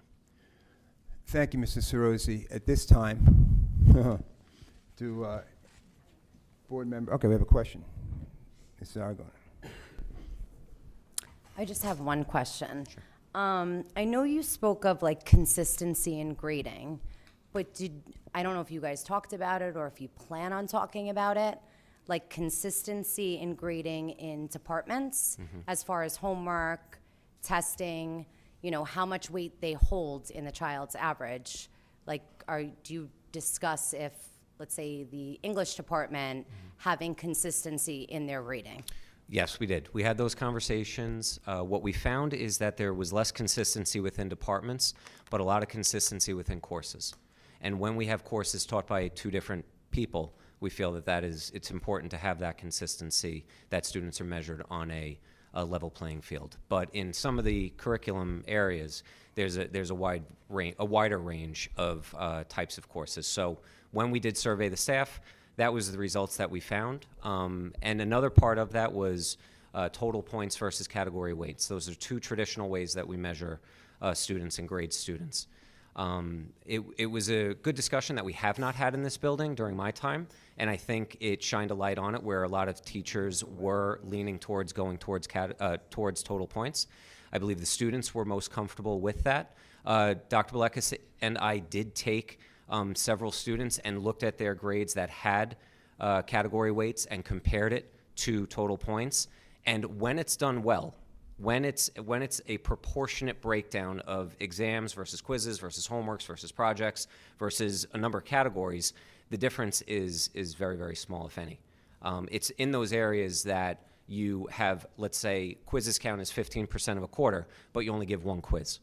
That counts disproportionately more than it should. So having that conversation with the staff in faculty meetings, I think alone has generated that conversation where people are more aware of it.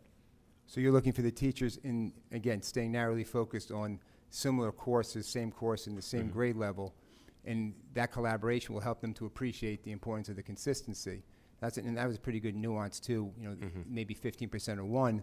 But what about, is there consistency in the type of test? If one teacher is more inclined or more comfortable giving multiple choice and the other wants to give essay, does that fall in that same category of consistency, or that doesn't fall that same? Among courses, yes, because remember, each course ends in an assessment. Now, whether that's a Regents exam or a school-generated final, the assessments throughout the year really should reflect what they're working towards. So let's take Global 10, for example. That ends in a Regents exam, and we do have multiple teachers teaching that. There should be some consistency and uniformity in how those students are prepared for the Regents exam. There are other courses that are standalone courses, that there is no second teacher working with anybody. So for them, they have a little bit more autonomy in how they assess the students. Mrs. Marcus, you have a question? Yes. Who filled out this internal survey? Was it everybody that was on the commission or just the teachers? So there were a few surveys from this, and we probably said survey a few times. The staff filled out a survey. We had 69 respondents in that, which was a great showing. We sent a survey out to the other high schools in Nassau County, and we had 32 reply to that. And then from the commission members, it was in the 20s. Yeah, I have the numbers here on that one. So 8 out of the 12 students filled it out that were participating in the committee. 8 out of the 8 parents filled it out. 10 out of the 11 teachers, and 4 out of the 9 administrators. The reason the administrative participation was lower is that we decided, the high school folks and I were not going to participate because we wanted to get, the real information from the field. And how does the honors weighting checklist work? Like, how do you foresee that working? So if there's, and the thing that I like about it the most is this can be for courses that aren't yet created. We know next year there's going to be a drone course. And down the road, 5 years, there'll be new courses. So this, what we envision for next school year is that if a course believes that it should have honors weighting, there's an internal document that they have to fill out, and they have to meet with high school administration, and a determination will be made. Basically, what it comes down to, again, is this course different than a typical high school course? Does it require more work? Where I envision this beginning more immediately is right now we have over 15 courses in the building that are dual enrollment with colleges and universities. I can envision some of those courses beginning to try and fill this out. Science research is a good example of that. Science research right now does not have each of those courses with honors weighting. And the reason for that is because these things do develop slowly over time. As they're introduced, there might not have been enough thought to have that uniformity, but what a commission like this does, it gives us the ability to really take a very, very close look at everything, and I think science research is probably going to be the first group to fill this out, because those 4 courses, it can be argued, really do go above and beyond what a typical high school class is. Would that be for next school year or the following year? So in the early discussions about that, what the general feeling is that students do need to know what they're signing up for. So whatever we do roll out, we would want to be fair and transparent with the community that this is, whether it is an honors or not, this is what you're planning on taking. So I don't know if we've made final decisions on that. I would always try to urge or be in the favor of the students, what's going to help them stand out a little bit more in this very densely populated area that we all live in. So again, those final decisions haven't been made, but I know the spirit of those conversations have been in favor of students. Is there a way to have, or was there any discussion with having midterms but still having classes and not having a week off? Yeah, so that's a very good question, because simultaneously while this is going on, another big discussion that's taken place is the January administration of the English Regents exam. For years, we have talked internally about offering it in January to the entire 11th grade. There are many benefits to that. I mentioned earlier in my comments that to graduate in New York State with a Regents diploma, you need 4 Regencies plus a pathway. A pathway can be another Regents exam, and the far majority of students do meet that requirement that way. The thing that English is unique for is in social studies, there's 2 attempts. In science, there's more than that. And in math, there's also more than that. English is the only content area where you have 1 chance to pass that ELA Regents, and that's the gateway for graduation for a lot of students. So to offer it in January to the entire junior class, I envision as a positive for not only the reason for students who struggle, that now they've got another chance to pass it. And English is also non-content based. It's not that they're not finishing the curriculum by the time January rolls around. It's a skills-based test. So if they attempt it in January and don't succeed, they have another chance in June and another chance in August. Again, this is that gateway to graduation for students who struggle. I view it as a major improvement, and we've met with the English department, and they've been wonderful to have these conversations with. This also ties into the college application process. We know that is getting earlier and earlier and earlier. Deadlines are constantly pushed up. Our school year only begins in September. So if we can have the January English administration, that can free up the end of the year in the 11th grade English courses, a great opportunity to begin working on resumes, cover letters, college essays, and all that while you're still in class every single day with your English teachers. So that's how those discussions are going. The reason I bring that up is because if the English Regents is taken in January, it has to get graded. And in order for that to take place, it coupled at the same time with this idea of bringing back midterms and listening to the students and saying, that those comments that I shared earlier from the student perspective really stuck with me. And it seemed like all these things were kind of hitting at the same time. So when we did our calendar, I did propose that we have those 4 exam dates in January. Again, those decisions are not final, but that's where that was the impetus behind it, at least.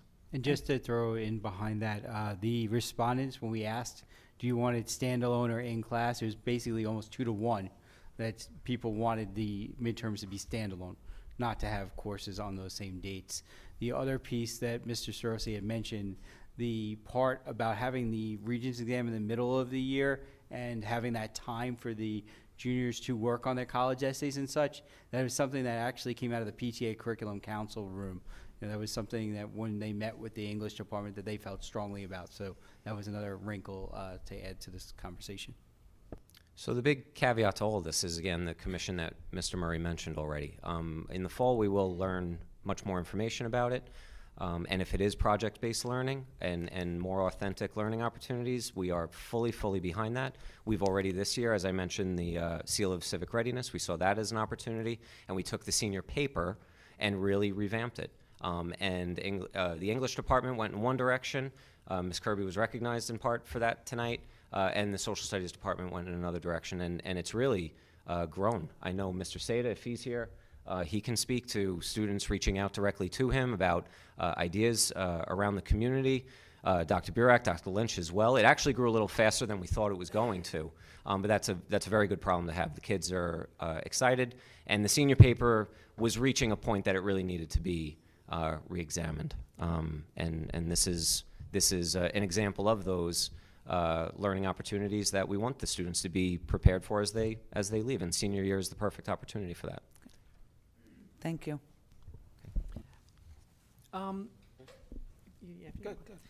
First, I want to thank you and Dr. Balekis for facilitating this commission. It's a tremendous challenge to lead a diverse group of stakeholders. There were strong, emotionally charged opinions, convictions. They were at odds with one another at times. So I commend you for that work. And I have a lot of questions because you'll find out this is a personal passion of mine in my own professional career. So I just want to make it clear that the questions that I'm asking are not personal. They're not intended to be a criticism of any individual member of that commission. I feel like there are ways that we can and still and must do better for our students. And actually, so you don't have to take a lot of notes. If Mr. Balekis, if you want these, I printed them out for you, just so you can follow along without having to take notes. So again, I started these questions when I only had the slide deck before the presentation. So I'm going to probably edit while I talk, because you did answer a few things through the presentation that were not in the slide deck.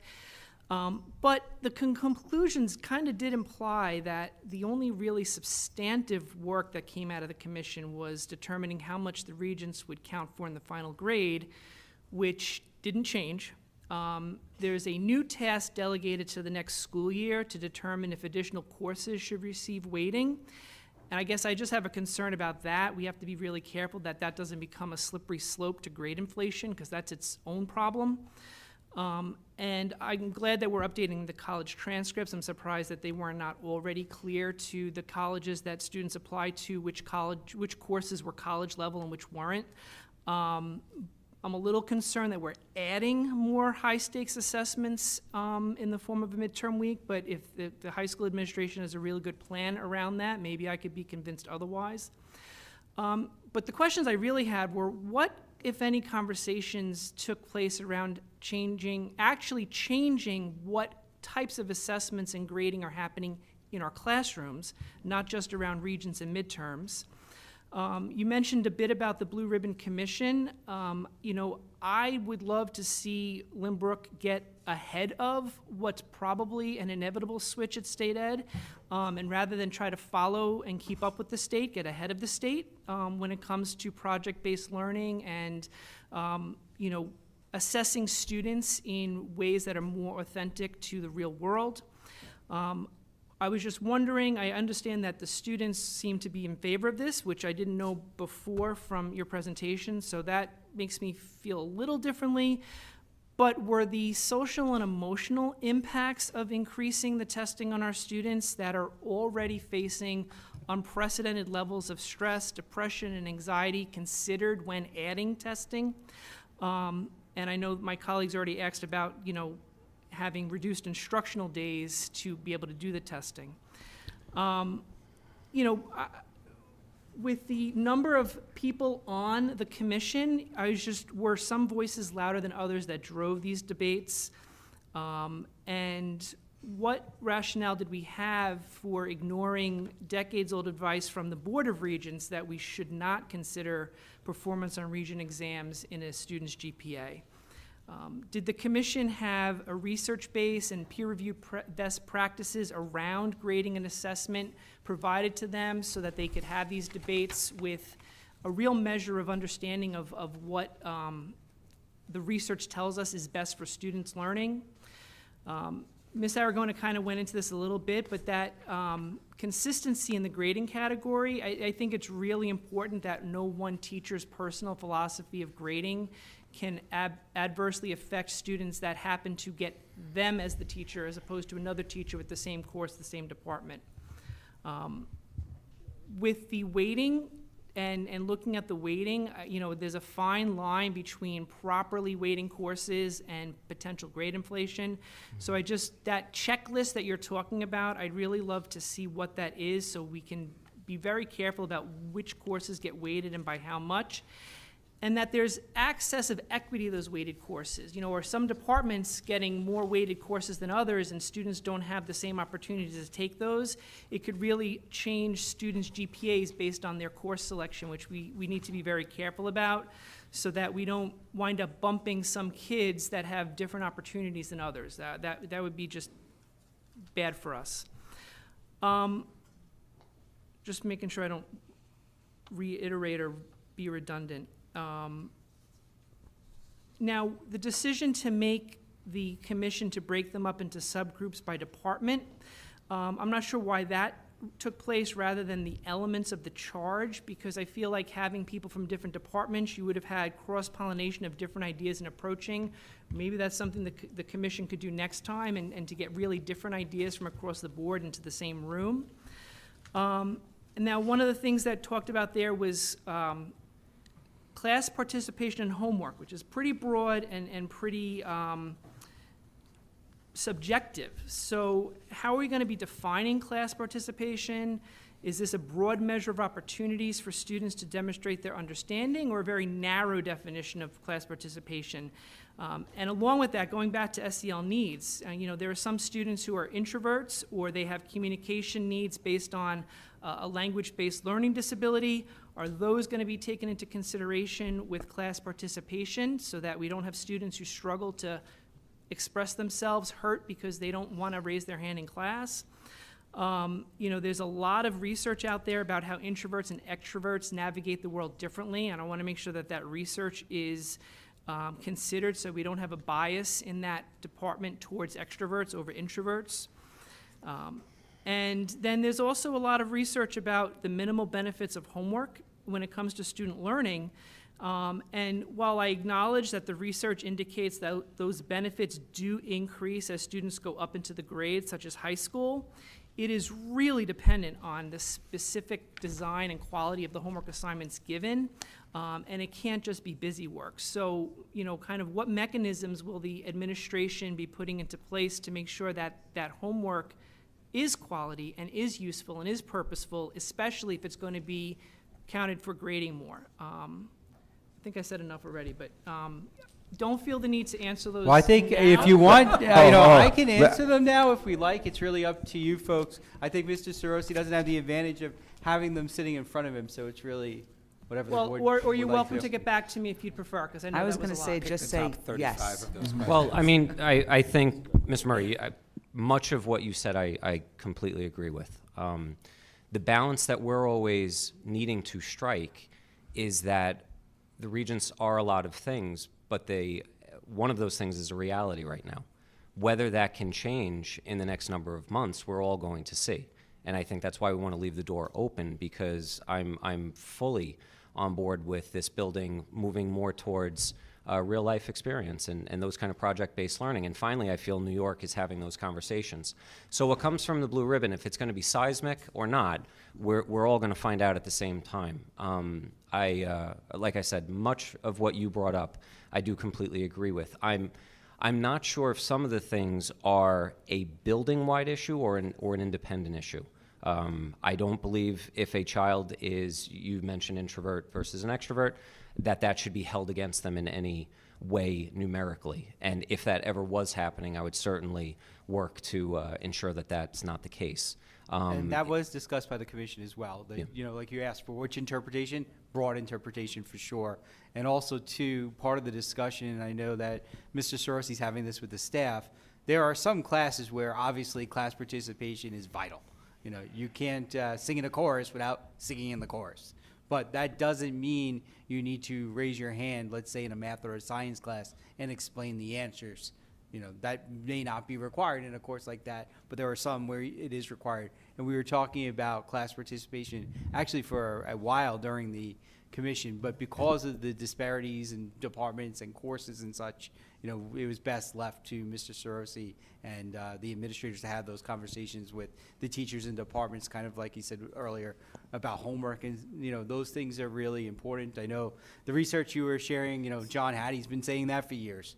You know, that homework does diminish in value as kids age. And we were talking about the purpose and the meaning of homework and how it should count and should you be able to make corrections or not. All these discussions happen. I know some of the things you alluded to in the beginning. You know, the first meeting we had, a lot of the conversation was dominated talking about the difference between formative and summative assessments and how both assessments have value and what those values were and why we should have different varieties, kind of like you were saying about the project-based learning of assessments, because kids learn in different ways. They can express that learning in different ways. So all those discussions happen. Obviously, when you see just a PowerPoint, it doesn't have the richness of the full discussion that occurred. I appreciate that. And one final point to bring up: when Dr. Blekis and I were watching that live-streamed meeting with the Board of Regents and the Blue Ribbon Commission, they did mention that information is going to be coming out regarding volunteering as a pilot, as part of the pilot. And obviously, a lot of information would have to be given to see if that's a good thing for this building. But we both looked at each other and said, you know, if we can get in on the ground level and begin right from the start, then that's something we'd be willing to do. Yeah, I have the same opinion about my own district. Yeah, exactly. Yeah, we're all hopeful. They said, you know, late in the school year, early summer, so, you know, late June, early July, hopefully that information does hit the streets. And, you know, this is important work, and we all do recognize that here, that we want to be part of how the state develops its new program. So I do think that is valuable for all districts. Like you said, I don't understand why people wouldn't consider this one. Yeah, I mean, just like I said, my main reason for bringing these points up is that, you know, we took the time and the effort to put this broad group in a room together, which in and of itself is a heavy lift. And I just want to make sure we take full advantage of that opportunity to make sure we are really doing what's best for all of our students and not any one particular pocket or profile or demographic. And just to that point too, because I know you had asked earlier about the responses and, you know, whether or not people's voices were heard. We decided, because it was a very large group with many different opinions, and I will tell you, I've never seen it before to the extent that we saw it with this commission, that each of our constituencies had divided opinions. So not all of the parents had the same opinion, not all the teachers had the same opinion. So what we decided was that all of the recommendations would be put to a silent vote using a Microsoft form, so that everybody was able to fill these out, that, you know, they didn't have to feel the pressure of somebody questioning why they were sharing their opinion in such a way. And we also tried to include not just yes or no responses. We left the questions open-ended so that people could give their ideas, that we could use that information. And although there were varying opinions, you know, the reason that checklist came up, that wasn't an idea we started with.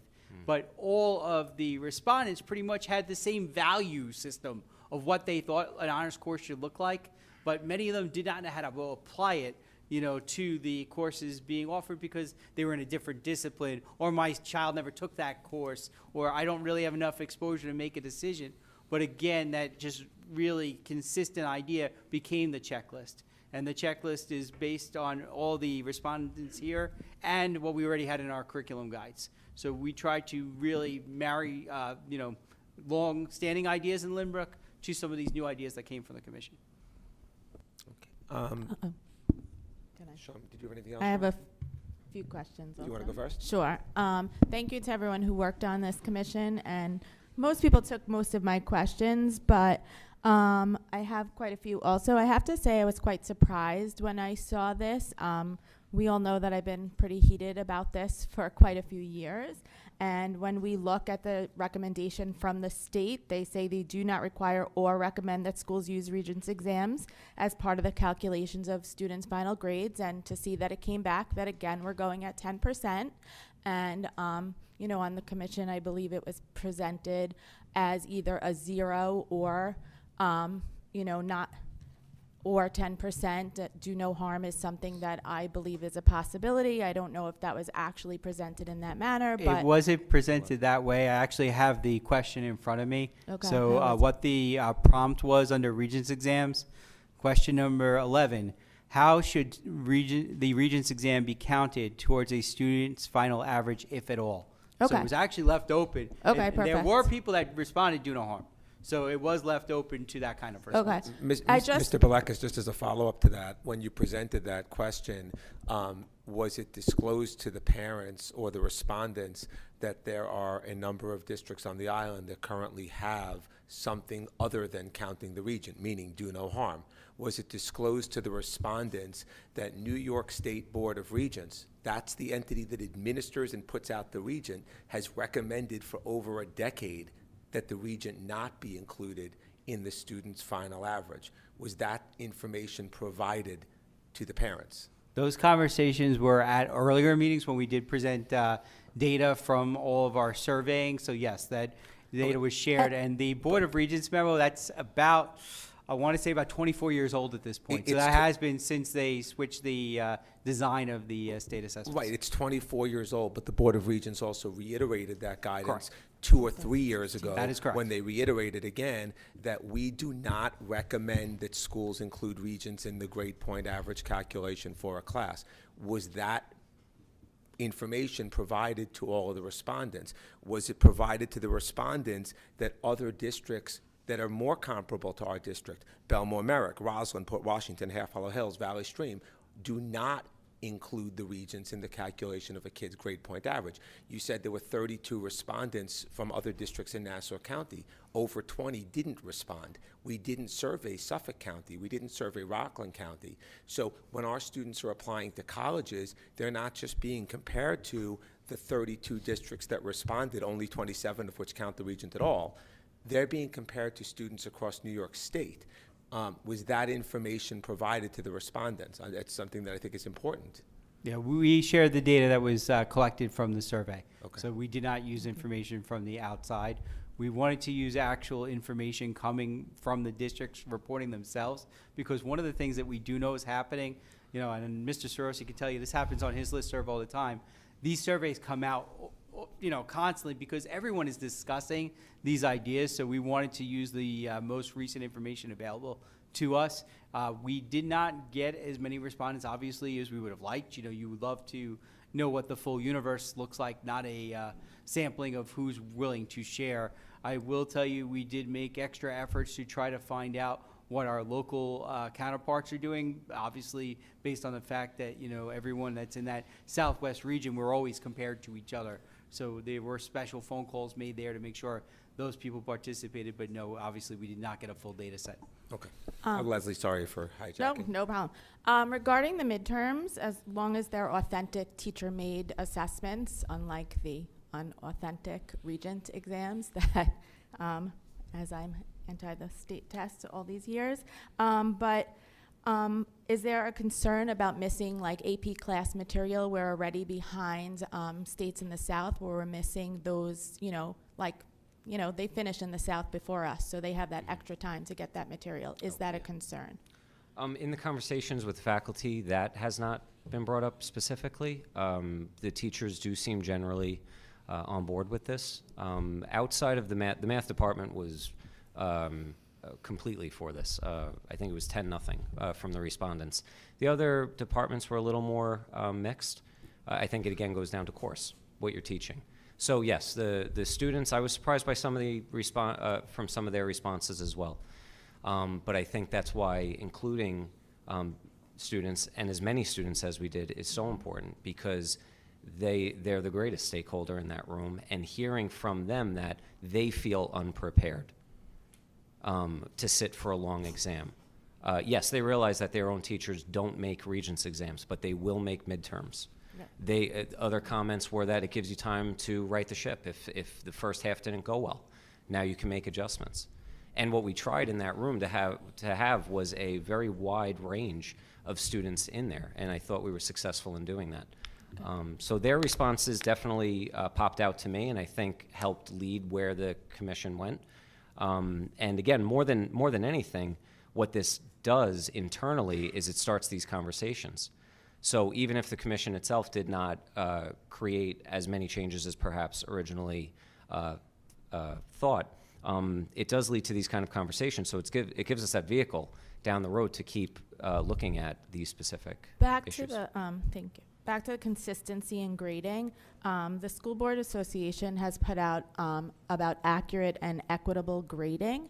And when we talk about that, we could have two students in the same exact level class, and one teacher could give a participation grade, and the other class could have just total reliance on quizzes and tests. And you could have a child with anxiety who struggles on tests. So really, that's not equitable there. I just think that's something that we really need to consider, not dictating what teachers are teaching, but just making sure the grading process is equitable among subject area. Agreed. So there's a whole report. If you want it, I can share it with Please. you. Also looking at, zeros. No one should receive a zero. There's a whole report on that. If we look at North Shore's grading, I don't know if you looked on the commission, if you looked at other school districts and how they abandoned Nothing below a 50? Is that the same one? Which one? Nothing below a 50? I've seen that. I think theirs is a 40, but okay. yeah. But they've abandoned even using number grades. I mean, I'm sure they're there for when they calculate GPAs, but really, if we're talking about the social emotional health of our students, maybe that's a direction we want to look at in the future. If this is a committee that's going to be ongoing and things that we keep examining, that's not something we want to do today or tomorrow, but that might be something because children are hyper-focused on these grades, and that might be a direction. Also, homework. Mr. Murray spoke about homework. We're expecting it, okay, but if a child's handing it in late, it should be okay to hand in homework late. They shouldn't be penalized for things like that. When we have a commission like this, I would hope that the report would come out with a broader scope, examining more, and I was a little disappointed. Can I ask a question? When you're saying children shouldn't get a zero, does that mean like if you don't hand in an assignment, you don't get a zero?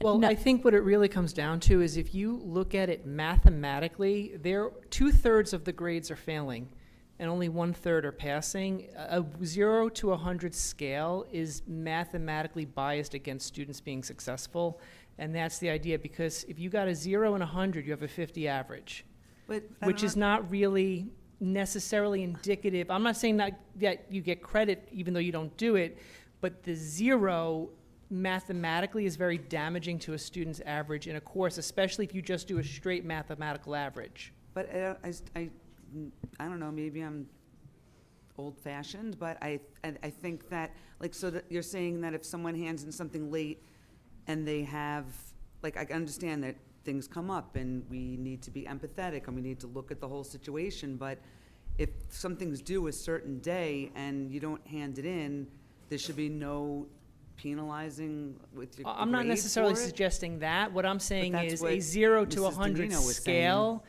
is not a fair way of considering those types of things.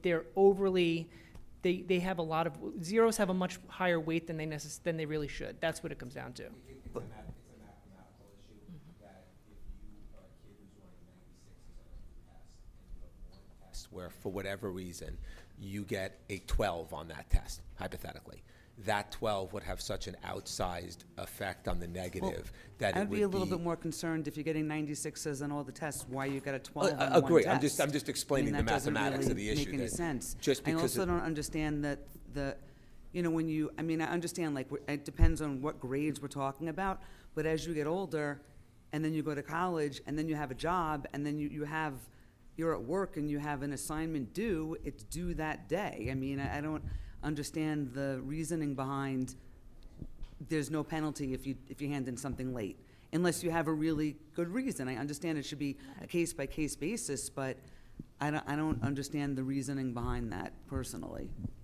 Like, I mean, for me, it's not that there shouldn't be a penalty, it's that a 0 on a 100-point scale is an outsized penalty. That's the issue. It's looking at the grading scale differently.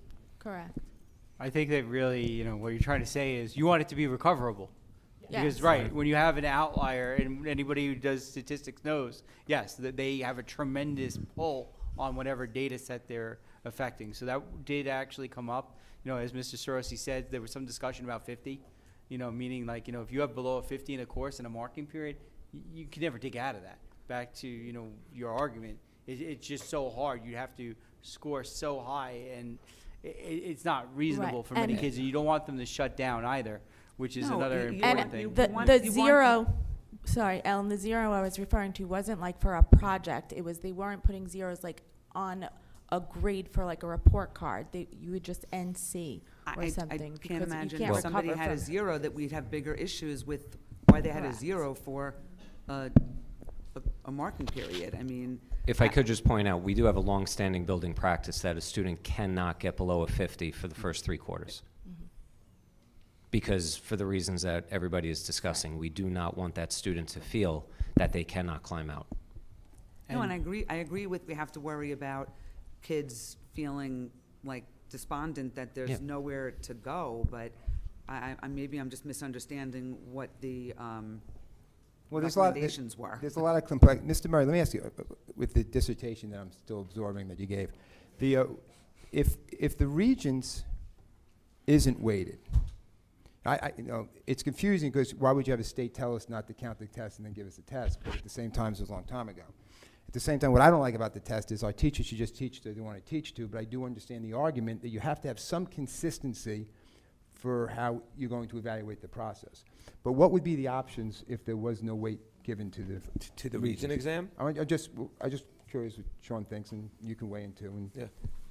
I mean, my main issue is not the Regents exam. That's not where I was really coming from my passion. My passion is really around every day in the classroom, are we providing students ways to demonstrate their learning, and are our teachers adequately provided with the professional development to create assessment structures that work for all of our students? My concern is not so much about Right. the So Regents, you're more as a- especially after hearing about what the students had to say. right, so for it. yours is more granular to what's happening in Yeah. the classroom between two. I Yes. guess.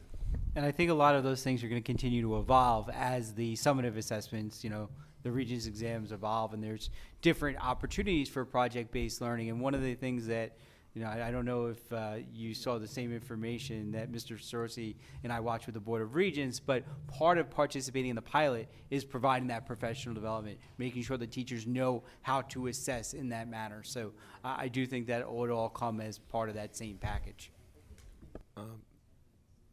Okay. So first, I think there was a lot of good in the commission. I think the concept of consistency and transparency is an important one. I think we've all echoed that. We've all heard anecdotal stories of you have 2 teachers teaching the same class. One gives all very difficult in-class tests. The other one is all take-home tests, or one drops the lowest grade, one doesn't. So I think that's a very admirable goal. And I think the work you've done in that regard is going to pay dividends over the next couple of years, because we do need to get some consistency amongst similar classes and similar grades. I think the concept of honors weighting and really taking a long look at those classes is also a very important, admirable goal, and it's a necessary step, because you're right, there are going to be electives that we have, maybe the drone elective, maybe others, where the level of work is more commensurate with an honors class than it would be with a typical Regents class, and the kids who are putting in all that work should get the weighting for it. And finally, I think the transcript and curriculum updates are very important. It really is important that the colleges see on the transcript just what type of classes a kid is taking. If a kid is taking a college-level class and the college doesn't know that, because a lot of times we weight grades internally. We have 5% on honors, 10% on AP, but what the colleges actually do is they deconstruct the weighting and they apply their own weighting. And giving the colleges that information, I think, is really important. So I think those are all really admirable goals, and I commend the work of the committee. I think the one area, not surprisingly from some of my prior comments, where I take issue is with counting the Regents exam at all in the calculation of the child's final class grade. So just a brief background for those who may be less familiar in the audience or watching at home. When a child receives their transcript, it doesn't show, I'll use an example, biology, quarter 1, quarter 2, quarter 3, quarter 4. It just shows the final grade. So what we're talking about when we talk about calculating the final grade and using the Regents is what's going to show as the final grade. And really the question that we're asking and we're kind of talking around is, should that final grade be quarter 1, quarter 2, quarter 3, quarter 4, and that gets you your average, and that's what the colleges see? Or should the Regents exam be included and counted in that final calculation? I strongly believe, and I'll tell you the 3 reasons momentarily, that the Regents exam should not be counted when calculating a student's final grade. Now, for some who say, well, what's the point of taking the Regents if you're not going to include it or count it? When a child receives their college transcript, it shows the course grade, the final average I was talking about, and then there's a separate section that prominently lists each Regents grade. So a child who takes biology and takes the Regents and gets an average of 88 for the four quarters, his class grade would say an 88, but if he got a 73 on the Regent, that 73 would still appear. So there's no issue that the Regents aren't going to count, that they won't be shown to colleges, that they become a blow-off, that the kids can ignore them. They still count. What we're talking about, or what I'm talking about, is double counting that Regent, because it's already showing up in one column, and then we're subsequently including it to calculate the child's grade for the class that the colleges see. To me, the first and most important thing we need to look at when we analyze this issue is, what is the guidance from the administrative agency that issues the Regents, the New York State Board of Regents? So we've been talking about a blue ribbon commission that's meeting, and they're going to give us new guidance. That's fine. When that new guidance comes out, we should consider it. But why are we ignoring the existing guidance? The existing guidance that's been in place for more than 2 or 3 decades has been, take the Regents, but it is not recommended that they count the Regents in calculating a student's final average for the class. That's from New York State. After COVID hit, a number of the Regents were canceled, others went online, and New York State reissued, the Board of Regents reissued guidance and urged schools in New York State not to count the Regents exam in the calculation of a student's final grade. We are going against the existing guidance. And I'll add, parenthetically, we're putting an emphasis on a standardized test when most colleges and universities are going in the exact opposite direction. Most colleges and universities are dropping ACT and SAT requirements. So we're putting an emphasis on a test that the administrator and author of the test says you should not be using to calculate a final grade. And we're going against existing guidance, saying, well, hopefully the new guidance that comes out in a few weeks or a few months will change that. Why are we ignoring the current guidance that says don't calculate the Regent? Secondarily, to me, how you calculate a student's GPA and what appears on that college transcript is all about putting our students in the best chance of succeeding. So I heard that 27 districts on Long Island do count the Regents somewhere around 10%. Not all the districts are. I know of at least 5 or 6, and some of them are our most competitive peer districts, including Belmore Merrick, which is right down Sunrise Highway. Our students are compared against districts and students in each of those districts for college admission. So let me give an example. A student in Lynbrook through 4 quarters has an 88 GPA in biology. Same student goes to Belmore Merrick and has an 88 GPA in biology. Lynbrook student gets a 72 on the Regent. Merrick student gets a 72 on the Regent. The Merrick student's grade listed for biology for that class will still say an 88. The Lynbrook student's grade will say something less than an 88. Maybe it's an 85 or an 86. Those 3 points may sound inconsequential, but they're not. We just saw the hardest year ever for college admissions. Acceptance rates were the lowest that they've ever been. That's at the most competitive schools and at the less competitive schools. We saw the most competitive environment we've ever seen for scholarship money. Again, that's at the most competitive schools and at the less competitive schools. So when our student is going up against a student from Belmore Merrick, those 2 or 3 points in biology and another 2 in world history and another 3 in math, those are going to add up. You know, we looked at the college acceptances. We saw some of our students got into some great colleges this year. But what's not discussed is that if you were to ask the parents of the seniors, the overwhelming majority did not get into their first, second, or third choice colleges. A lot of those students got into great colleges, but they were not necessarily their top choice. We need to put our students in a chance to compete better. So to include a test that could only hurt their grade, to me, seems nonsensical. Ms. Danino mentioned a policy called do no harm. So what is do no harm? Do no harm is as follows. You take the regent. If the regent helps you in calculating your GPA, it's included. If it hurts you, it's not included. And other districts are doing that. Not just in Nassau County. We shouldn't limit ourselves to just a handful of districts in Nassau County, because we're not just compared to those districts. We're compared to Suffolk, where Half Hollow Hills, I believe, does not count the region. We're compared to Belmore Merrick. We're compared to schools in Rockland County. And if other districts are going with either no counting of the regent or even better, do no harm, where the regent can help you but not hurt you, why would we not do that? What would be any possible reason to put our kids at a competitive disadvantage during the most difficult college admissions environment we've ever seen in New York State or in the country? And the final point I want to make on this topic is that, you know, I heard that we polled students and we spoke to members of the community. I heard that we had 8 students respond. We had 8 student responses.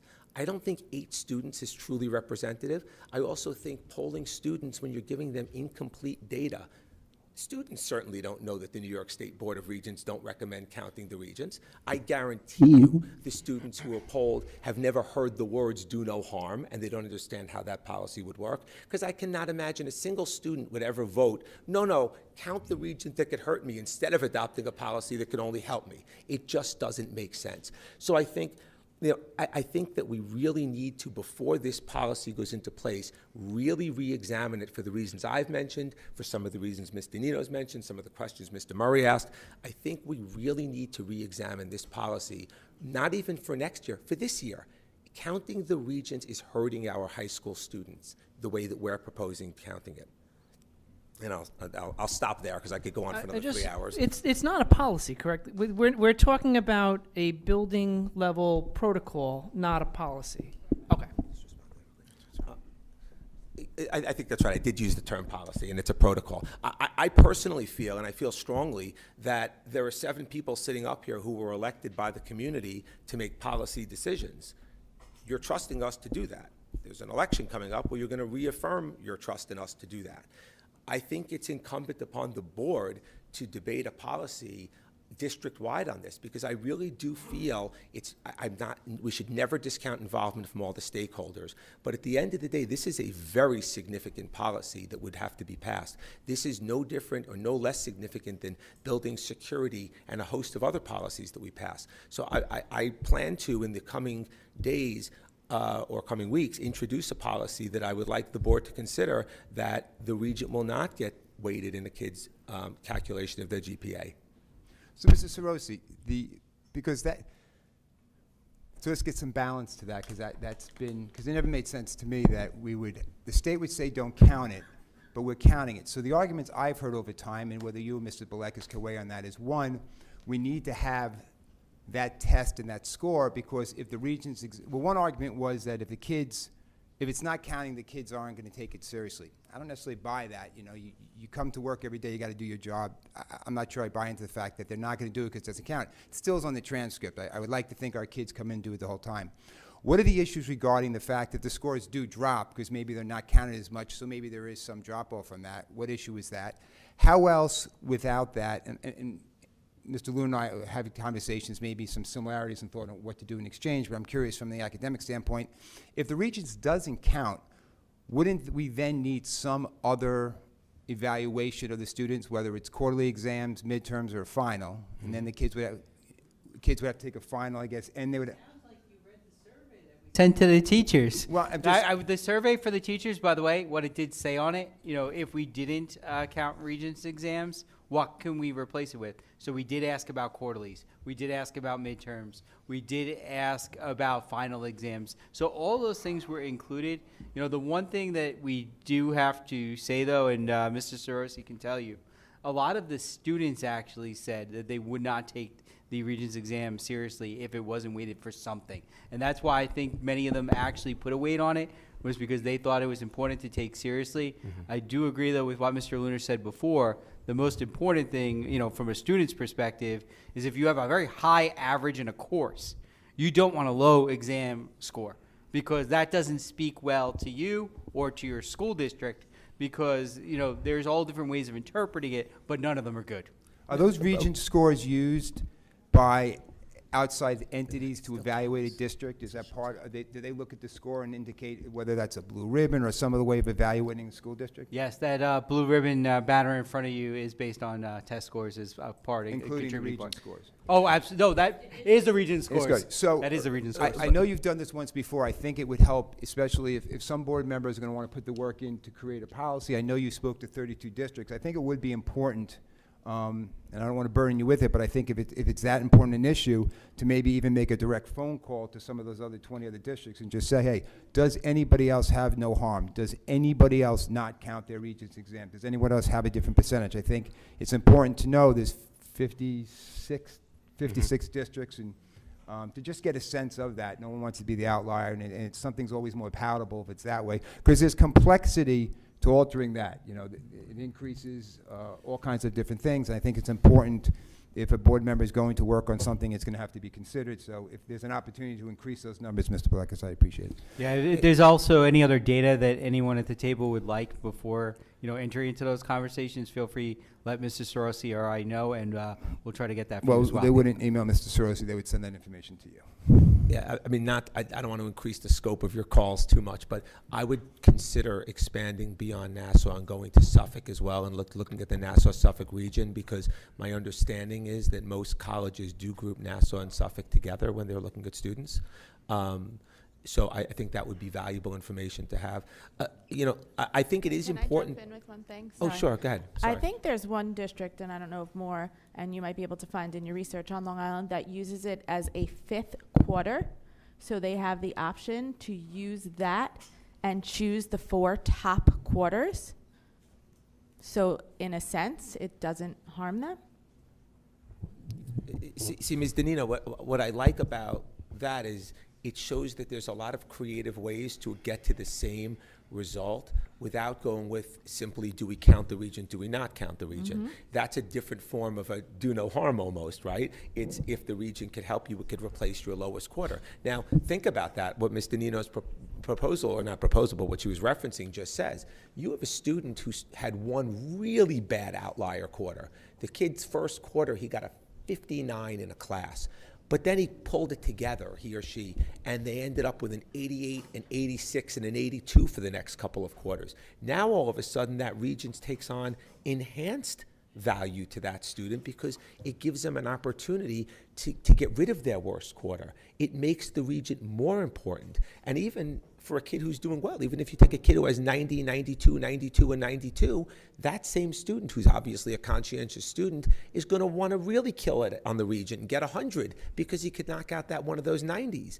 I think something like that. When we formed this commission, my hope was we would think a little bit more outside the box like that, at ways to still have, we have to have the Regent. New York State says we have to have it, and to take it seriously, but not have an outsized impact on the students. I think that's the type of work we should be doing to come up with more creative approaches that accomplish these goals.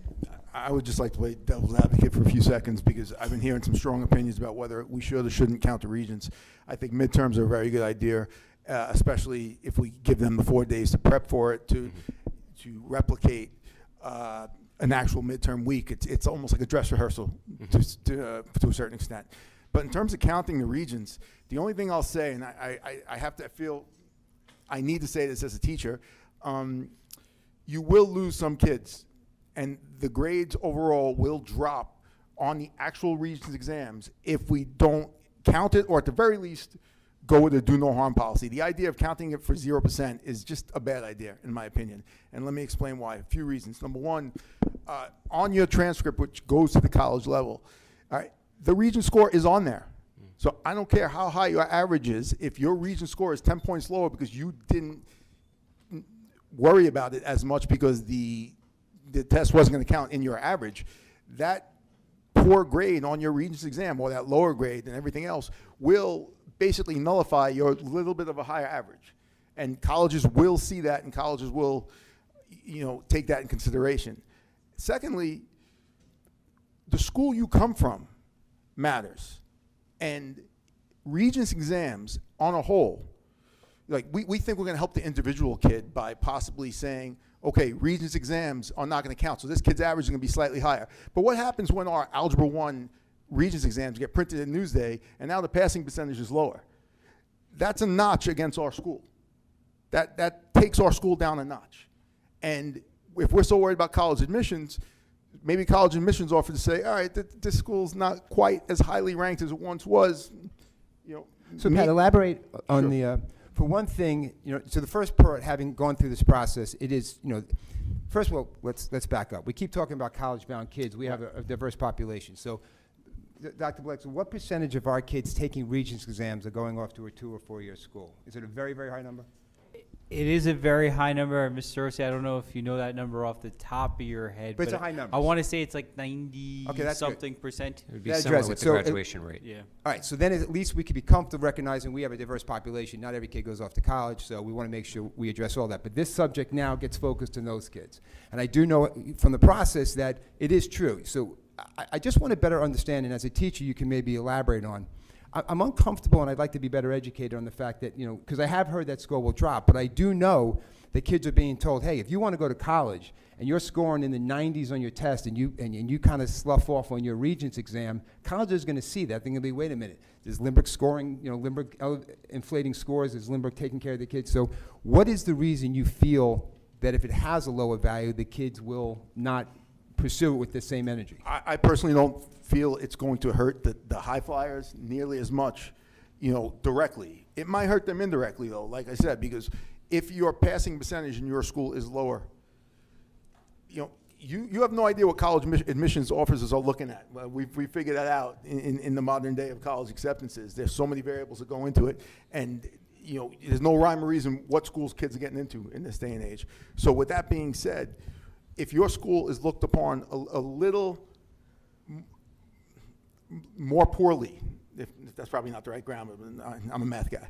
So if they're not looked upon as highly as maybe some of these other schools that we'd like to compete with, because our passing percentage on the Regents is now slightly lower, that might be a variable that maybe our top kids don't get into top schools. I don't know. I'm speculating. But what I am saying is, 0% is a bad idea, in my opinion. If you want to come up with a do no harm, I'll listen to that. But there's got to be some accountability for these kids at the end of the year to say that they learned something all year long. And giving them an opportunity to use the best of 5 quarters or do no harm is definitely something we can look into. But 0%, I think, is a bad idea, and you will lose kids through the cracks, and it will indirectly affect some of your top kids. Right. Just maybe because our school has been taken down a notch now in the eyes of national rankings. I mean, in an ideal world, there would be some sort of alternative assessment for all students at the end of the year, but we don't have that say because the state dictates what we have to do. But I agree that at this point, because we are compared, the do no harm, I really think, is what it would need to be. I don't think it could be a 0. That's why I mentioned before and asked if it was presented as a 0, because I don't think a 0 is an option. Yeah, I think that the do no harm that Pat just referenced really does thread the needle nicely between our concerns about counting a test that the state doesn't want us to count and other competitive districts not counting it. and the concern that Pat raised that potentially students won't take it as seriously. Now, I don't know if I necessarily agree with that, because if students are told that Regents exam still will feature on your transcript prominently, I don't necessarily subscribe to the view that they will fluff it off, but I do defer to Pat because Pat's a teacher and I'm not. But I do think Some will. Some Well, he's and I- making the point. He's pointing out there's a certain population and I'm not- that Right. resonates when you say those particular kids would not come in with the same vision. Right, knowing that point. I respect that, and I do defer to Pat because, like a couple other people up here, he's an educator and I'm not. And Mr. Nino, Mr. Murray, and a number of others up here. But I do think the do no harm does thread the needle because it doesn't penalize our students. So we're still competing with Belmore, Merrick, and Roslyn and the others. But the incentive for those students to not slough off the exam and not treat it as a blow-off is enhanced.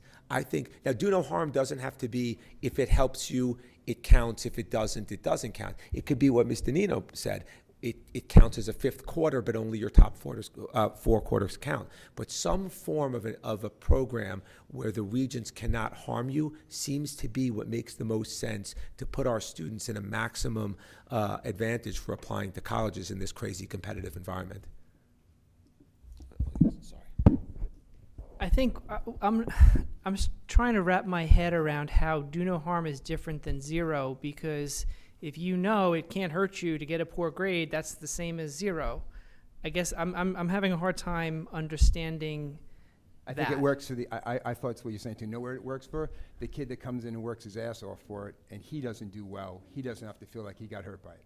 The kid that's got a 98 average or an 88 average and he does poorly on the exam, it won't impact him. I assume that's what your point was last night. Yeah, but it could also, maybe if you do really well, it could help you a little. But I'm His thinking question was of comparing like, it if to we're the worried zero. about the kids not caring because it doesn't count, do no harm means it potentially doesn't count, and they could not care also. Yeah, I think the way even the kid who's not necessarily your high performer, if you have a kid who's running a 58 average in a class, the do no harm certainly could come into play because he or she needs that region to be above a 68 or 69 to pass that class. So I think it can affect all strata of the student population to do no harm. That's why I think it really is the ideal position, and we should really adopt it, not just for this year, but going forward. I think we need to also, though, if we're going to be talking about do no harm and helping kids, that kid with the 58 can pass, no matter what, with the weighting that we have right now. So if you want to do no harm to benefit children, you may want to increase the percentage for those that it counts for and keep the do no harm on the opposite end. So you really, that's a dual discussion. I think you'd have to look at both if you're going to go in that route. Yeah, and Mr. Black, I think that's a tremendous point, that at 10% weighting, the do no harm doesn't give you the do no harm benefit. It gives you, it gets you to the zero that I've been advocating for, but it doesn't really address what Pat and Leslie have been talking about. I think if we do move to a do no harm, whether it's for this year or starting next year, it gives you the opportunity to increase the Regent weighting to 20, 25% with the do no harm element built into it. And then I think that's the way you present it and, have the students work, It's all in the presentation. All right, so Dr. Bleckers, you're going to gather more information for us. We have a sense of, the different ways in which it's being handled throughout the county and maybe some other districts also. Sure. Mr. Luna is going to go put his legal cap on and create some sort of document for us. And I think that'll be our next step. So look at this. Thank you. Thank you. Okay, Thank thank you. Dr. Thank you, Mr. Sorossi. Lynch, Dr. Barrett should tell you, but capital projects update.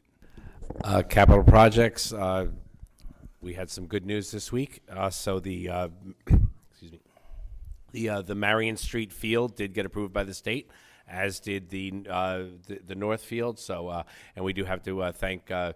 Pulaski, who asked me to reach out to the Assemblyman who was here earlier tonight, and the Assemblyman will never know what influence there was, but the Assemblyman certainly was aware that there was a need. So thank you. Thank you. We'll do superintendent's recommendations. We have an additional resolution this evening, 2305G19. It's a memorandum of agreement between the district and the custodial unit. It will be part of the consent agenda. I'd like to ask for consent agenda on resolutions 2305C1 through 2305C5, 2305NC1 through 2305NC4, 2305G1 through 2305G19. May I have a motion, please? Mr. Murray, second. Mr. Pileski, all in favor? May I have a motion to accept the consent agenda? Ms. Aragona, second. Mrs. Marcus, all in favor? Thank you.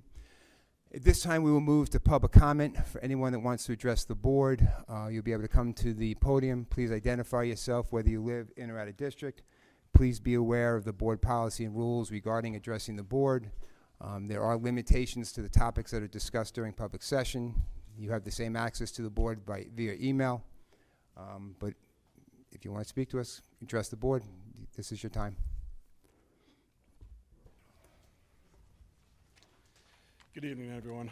My name is John Gladstone. I'm a retired New York City detective. I've been a resident of Lynbrook for 5 years. My wife, Darlene, grew up here, and I have 2 children attending school in the district.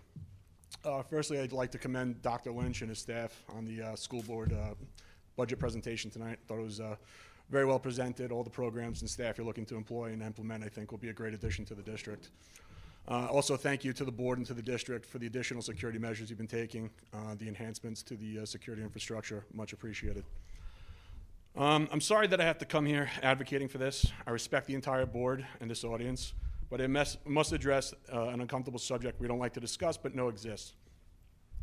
I don't come here as an advocate for the Second Amendment. In fact, I am in favor of most common sense gun control. I come here as an advocate for armed security in our schools. The bottom line is that school shootings happen. In fact, they happen a lot. In 2022, there were 46 school shootings that occurred nationwide, more than any year since 1999.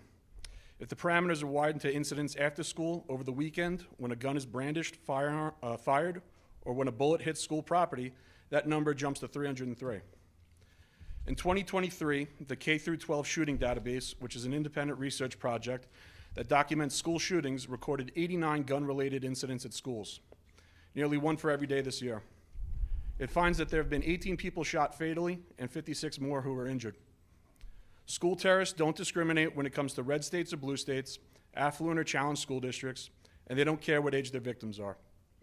They do, however, choose targets based on the certainty of achieving their goal and amassing as many casualties as possible. In one of the more recent horrific examples at the Covenant School in Nashville, Tennessee, just a month ago, we were reminded that violent predators hell-bent on making a statement are capable of achieving their desired outcome unopposed and in a relatively short amount of time. The response from the Nashville Police Department was heroic, textbook, and swift.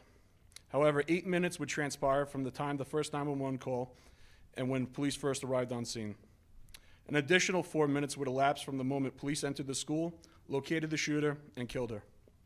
In that time frame, 6 people would die, including 3 children. Nashville Police Chief John Drake, in a press briefing in the days following the incident, stated, "There was another location that was mentioned, but because of a threat assessment by the suspect of too much security, she decided not to." While the Lynbrook Police Department is comprised of some of the finest and bravest officers, and our village is small enough to have a response time in a fraction of Nashville's, there is still a considerable amount of time an armed intruder would have to inflict casualties in an active shooter situation. So far, the Smithtown, Kings Park, Tuckahoe, West Babylon, and Montauk school districts have hired armed guards, while Massapequa, Connecticut, Hauppauge, and Miller Place are in the administrative process. In no way am I advocating for an overly visible armed presence where security guards would openly carry firearms and holsters on duty belts. I do, however, believe 1 or 2 designated and qualified guards who are discreetly armed, along with publicly listing Lynbrook schools as a district protected by armed security, would act as a significant deterrent to anyone considering locations for an attack.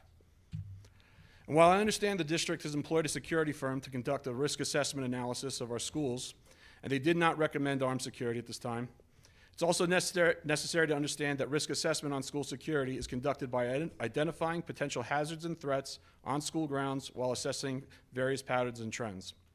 When it comes to active shooter scenarios in schools, there are no specific patterns or trends that can accurately gauge when or where an incident will occur. These shootings happen at the time and place of the killer's choosing.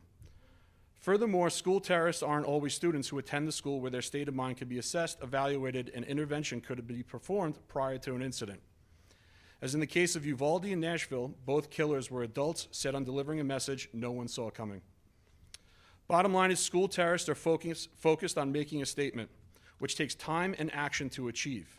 They are far less likely to attempt an active shooter scenario against an armed adversary where they are jeopardized failing to deliver their message. There's not one person who could definitively say that having an armed guard in Nashville would have prevented that terrorist act from occurring. But what can be said is that having an armed guard in place would have given those teachers and students a fighting chance, which is all any of us ever would want for our kids. Why not support an effective measure that can provide an immediate and impactful layer of safety and defense for our teachers, students, and staff? Again, this is not a debate on the Second Amendment. It's about having the common sense to acknowledge that guns are extremely prevalent in this country, and there's no short supply of mentally unstable people who have access to them and are prepared to use them for their own agenda. I do believe the time for reassessing, reevaluating, and waiting for answers on this issue is not enough. While I do understand that this would take a considerable combined effort on the part of this board and the school district to implement this measure, I believe you would be taking a courageous and effective stand in protecting our children that would leave a lasting impression on your tenure. I am aware that some of the board members gave their opinion on this matter the other night at Meet the Parents and also in previous board meetings, but I'd like to take this time if there's any other board members who'd like to comment and give their stance on the matter. So, I was not an advocate of having security themselves. I've always thought that if you're going to have security, they should be armed.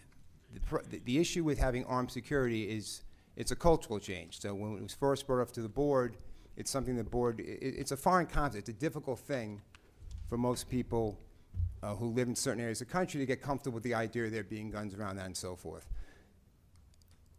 I have felt that why I think it's appropriate for us to have it, as I've said previously and for years before it was popular, is just the individuals we have protecting our schools now are retired cops. There's laws, there's a federal law, H.R. 218, that says, which was passed by both sides of Congress, that if you're a retired cop, you can carry a gun anywhere in the country. Correct. You don't need a license, that's it, you can carry it. So what frustrates me on the issue is that, just imagine we have a security director in Lynbrook now, he's a retired cop. He wakes up in the morning, he puts his gun on, he drops his kid off at school, he goes and gets his bagel, he does his dry cleaning, then he go home, he puts his gun away, and then he comes into our district to protect our school and our kids. So to me, that doesn't make sense. I'm hoping that we get more comfortable with the idea and concept. Listen, I would expand it further. Now that you said, you just made me think. I went this morning to get my wife her daily morning of hot chocolate, and I went to get myself a bagel, and there was 2 retired cops sitting in the bagel store eating their bagels. I like to see those 2 cops eat their bagels out here. I'd like to see every cop, every retired cop, and every off-duty cop, when they're trying to eat their bagel or have their coffee or if they're doing something, do it on my school grounds. Do it on our school grounds. Go to West End, go to the high school. You're a cop. You're a retired cop. You're an off-duty cop. I'd like to see us get to that point one day. And I think as the conversation continues, board members may get more comfortable with that happy. But to me, you can make any argument you want, but the first thing we're going to do when a shot's fired is get on the phone and call good guys to come fight the bad guys. So to me, as long as we have retired cops who are all probably HR 218 certified, I'd like to see that, but I think it's something other board members have to get comfortable with, and I think it's something we're going to continue to talk. So those that advocate for it, continue to bring it up, and we can continue to have those conversations. Appreciate that, Mr. Belmont. Thank you. Yeah, I mean, I'll just add to what Mr. Belmont said. It's a touchy issue for a lot of people.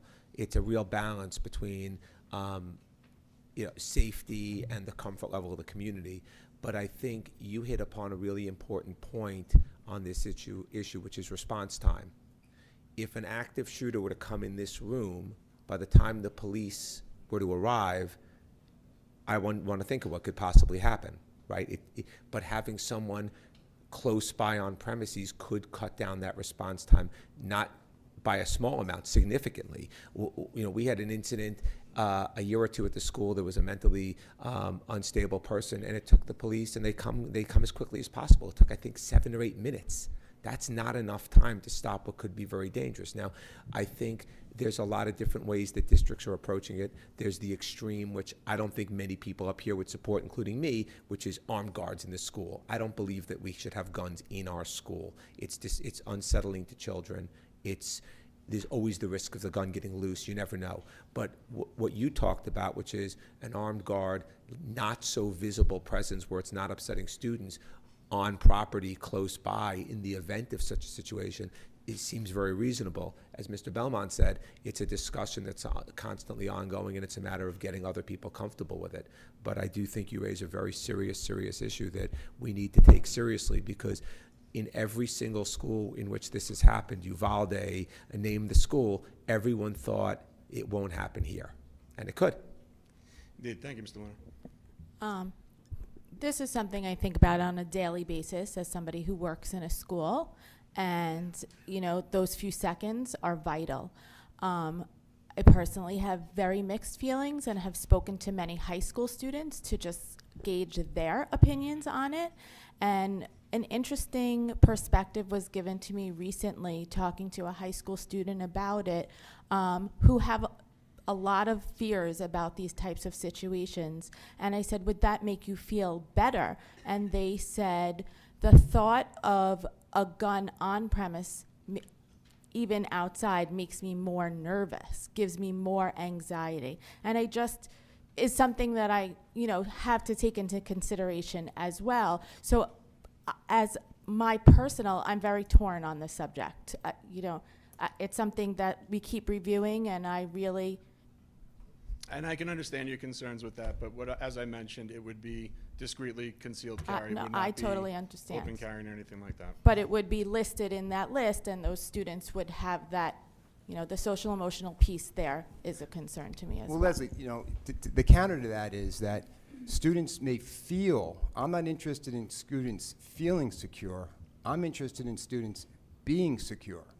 So the fact that there's guards outside doesn't secure them from a bad guy with a gun. So the idea that a student who's inside the building thinks that they're uncomfortable because a good guy with a gun is around, is that same student can be upset when a cop walks into the building? Because they're all retired cops. So we're going to be upset because that same student says, I'm uncomfortable because a police officer whose job is to protect me, they're uncomfortable in their school building because there's cops outside? I mean, if you think about some children when they walk through Penn Station and they see military personnel, they do get anxious. So I do think it's something that you have to take into consideration.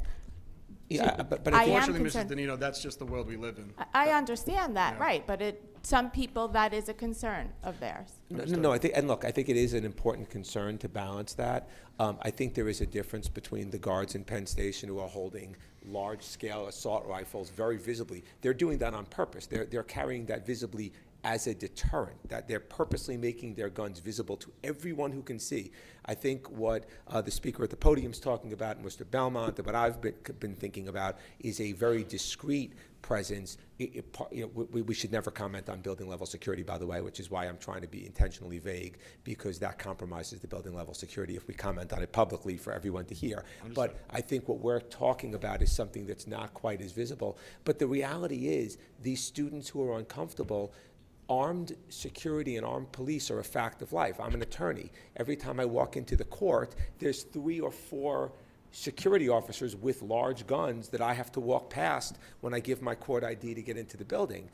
When you fly, there are armed TSA guards to get on an airplane. They're there for our safety, and I do understand it is a very fair point, and we need to do whatever we do with the concept of taking things like social and emotional components into account. But I would not want to risk safety because some people are uncomfortable with something that they're going to encounter in the real world. These kids are going to enter the real world and have to go places where there are armed guards. Well, how about the kids that are uncomfortable now that we don't have armed guards? That's a fair point as well. So how about those? Well, I'm not saying, Sean, that's the way it is, but it's not really a question of feelings. It's a question of what do you think is the best practice. But if it's about feelings, people have feelings on both sides of every subject. Well, I wasn't going to talk about feelings because I don't do that here. But, Mr. Gladstone, I appreciate you coming up here. I will tell you, if you had asked me the same question a couple of years ago, I would have had a definite answer in my mind. But the one group that we haven't specifically consulted with directly as a board is the active local law enforcement. So I think it may be time to have another conversation that includes more than just our security firm, because that's one opinion, but, Commissioner Ryder and Chief Palladino, they may have ideas as well that we have not heard directly, which may go to the debate that we have on a constant basis. I want the community to be assured that next to even above learning, our most important charge and the thing that we as the 7 of us take most seriously is the safety and security of our students, our staff, our buildings. And we are constantly talking about the best way to do that. And this conversation needs to be ongoing. I think I'd like to have that active law enforcement viewpoint, which we haven't had yet. Well, let me just clarify. I haven't spoken to Mr. Aldina, but Commissioner Ryder has openly said that he supported the idea of police officers or retired police officers who are armed supporting the schools. There was over the last several years, he continually holds an annual conference. And Dr. Lynch, we went to one where he spoke last year or 2 years ago, where he spoke about that and his support for that idea. I haven't spoken to Ms. Palladino, but And then there's no reason we shouldn't confer with our local Yeah, police chief. I think we should. And I personally had a terrible scare at work just a few weeks ago, and other district superintendents know about it. But there was what turned out to be a false alarm in a local high school, but we didn't know it at the time. The internal lockdown alarm sounded. And for a bit of a while, we had to believe and took the precautions that there was an armed intruder in our school. The 4th Precinct, which I know serves some of our schools, their response was amazing. But for the minutes that it took, it was about 4.5 minutes before they were in the doors. That was a very frightening time. Not knowing what was going on, and I think things like that have made me look at this differently than I did maybe 2 years ago. Appreciate that, Mr. Murray. Thank you. Anyone else? Thank you for your time. Thank you very much. Thank you very much.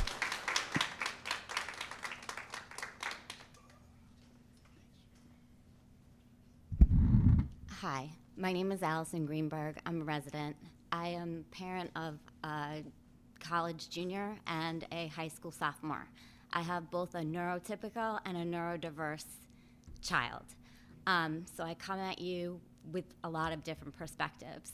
I came specifically to hear the assessment, grading, weighting commission report, and I'm a little concerned about the recommendation of midterms being implemented in January and losing another 4 instruction days. Currently, AP exams are being administered in building for 2 weeks. Those children are expected to go to their classes in the morning if they have an afternoon AP, and vice versa. They do not have time off to study, and they are still doing other schoolwork. This month is Mental Health Awareness Month. We keep getting tweets, we see it everywhere, we hear that your priority is the mental health of the children. I'm just concerned that adding another standardized exam to already over-tested, overstressed, overworked children is going to add to a mental health crisis.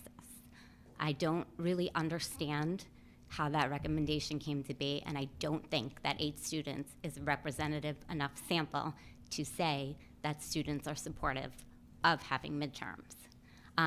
In my experience, from what I've seen, teachers are rushing to finish their curriculum in AP and Regents courses at the end of the year. If we are taking away another 4 days, you're going to add more rushing on top of that. I just don't feel like it's in the best interest of the students. So is this something that's a done deal, or is it something that's going to be an ongoing discussion?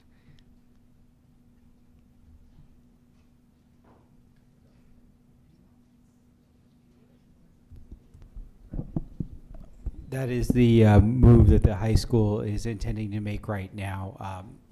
That doesn't mean that discussions can't continue, in the future, but that is the move that the high school is recommending. Okay. 8 students is not a representative sample. Did you ever consider sending a survey out to all of the high school students to see how that would impact their social emotional well-being? There was no survey of the high school population as a whole. I think you have a very diverse population, and I think you have a lot of people who have test-taking anxiety. You also have special needs children that you are going to put a burden on by now putting another week of testing on them. So I really think that the conversation needs to continue. So that's what I wanted to say. Thank you. So Ms. Greenberg, I just want to respond to Ms. Greenberg. I think she raised a very interesting point that none of us up here really discussed, which is we do have a diverse population of students in the school, including what Ms. Greenberg referred to as neurocomplex individuals. We have children with test-taking anxiety. We have children with ADHD. We have children with a host of learning disabilities. And one of the nice things about the way that we grade, and I can only speak through the 10 years that my son's been in the district, 2 in the high school, is the teachers don't just base grades on exams. There's a component for exams, but they also grade homeworks. They grade projects. They grade in-class assignments. There's a ton of ways that a kid is graded other than just how do you take a test. And we've heard so much data, especially coming out of COVID, that children are suffering already and their ability to succeed on these tests has been hampered. By adding a midterm to the number of tests they're already taking, we're really heightening and putting an increased emphasis on one skill, test-taking ability. I thought we're moving away from that as an educational community. It certainly seems like colleges and universities are by dropping the ACT, SAT requirements. It certainly seems like most of the recommendations coming out of professionals who have looked into this are to move away from single test determinative grades and move towards numerous other ways of assessing students. But Ms. Greenberg's right, adding another midterm, which is basically like a half-year final, is increasing the weighting of testing and correspondingly decreasing all these other assessment matrices that we're using. So I do think that should be considered, and it should be an ongoing discussion before we make any determination for next year. I think just to clarify something about that, the tests here, if we were giving midterms, they would be part of the second quarter average. So it wouldn't be a standalone grade. It would be built into the rest of the grades. And one of the things that was discussed, and this did come through loud and clear from, again, the children that participated, is that they wanted the experience of the test, but they didn't want the pressure of such a high weighting like you were alluding to. So that, it was more about trying to prepare and get in the mindset of this is what I need to do in order to pass this course, and my teacher's controlling this exam, as opposed to all the pressure being at the end of the year that they have to gear up for one assessment that's created by the state that no one around here has any control over. So there was some discussion about that. There were also special educators on the committee that discussed, all different types of anxiety issues and other things that may come, about as well. No, and I understand that. It's only counting in the second quarter, but still 20% of a second quarter grade, plus all of the other tests those students are taking for that same class, does put an outsized weight on tests for that second quarter. Oh, there was nothing that was said about 20% on the second quarter grade. I thought it was just undefined. Okay, it was including it in the second quarter average. There was no defined weight on that. Okay, so it may be that it counts just like any other test they take in the second quarter. I guess that that's is still something to that be did determined. come up, is whether or not it should just be the same as any other test. Okay. And those discussions would continue. Okay. Yeah, I think it should be an ongoing discussion, because I think Ms. Greenberg really raised a point that none of us up here did, which is the diversity of the population. And really, there are so many students who suffer from test-taking anxiety, learning disabilities, ADHD, atypicalities, that we really do need to consider whether we want to add another high-stakes test to those kids' already somewhat stressed out social emotional states. But I just think it should be an ongoing discussion.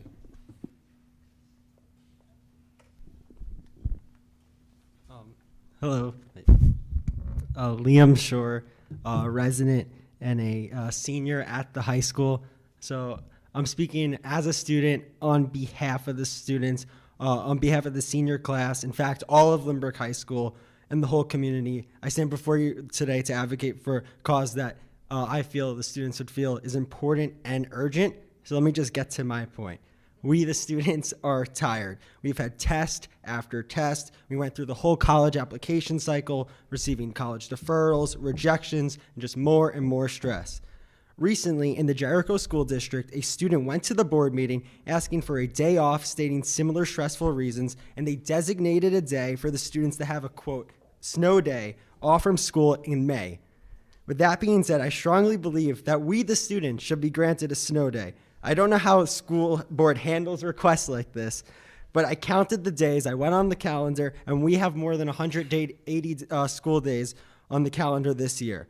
Mental health is a fundamental aspect of our overall well-being and should be treated with the same level of importance as physical health. May is a particularly stressful time for students.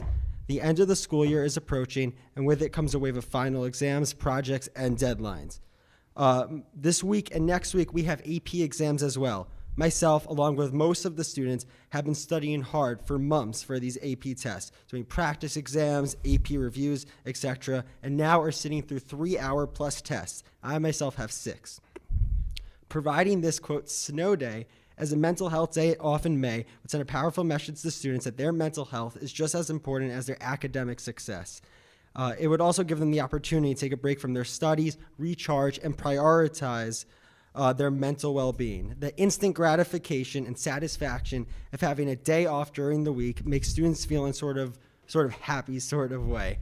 Having off during the week is different than just a Saturday or a Sunday. It gives the students a break from their normal routine. We would get to wake up later, but it would be like on a Wednesday, not a Saturday. It would be like a break. And with only 2 months left, you're probably asking yourselves, when would this be? So I was in my head, maybe May 16th, that's when the elections are. The elections are at the schools. I don't know, maybe that Friday, May 19th. I hope this request doesn't come off as greedy, but I'm speaking on behalf of all the students at the high school, and I know the students throughout the district at the other schools probably feel this way as well. All the students are tired. Everyone has worked super hard this year. We have not had a snow day this year and have worked very hard on our academics. Not only Jericho do this, but also in the towns of Berkeley Heights and Piscataway in New Jersey allocated a snow day for similar reasons. Yeah.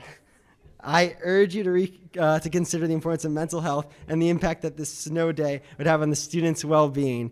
Thank you, and I really hope you're able to consider a request like this. Thank you.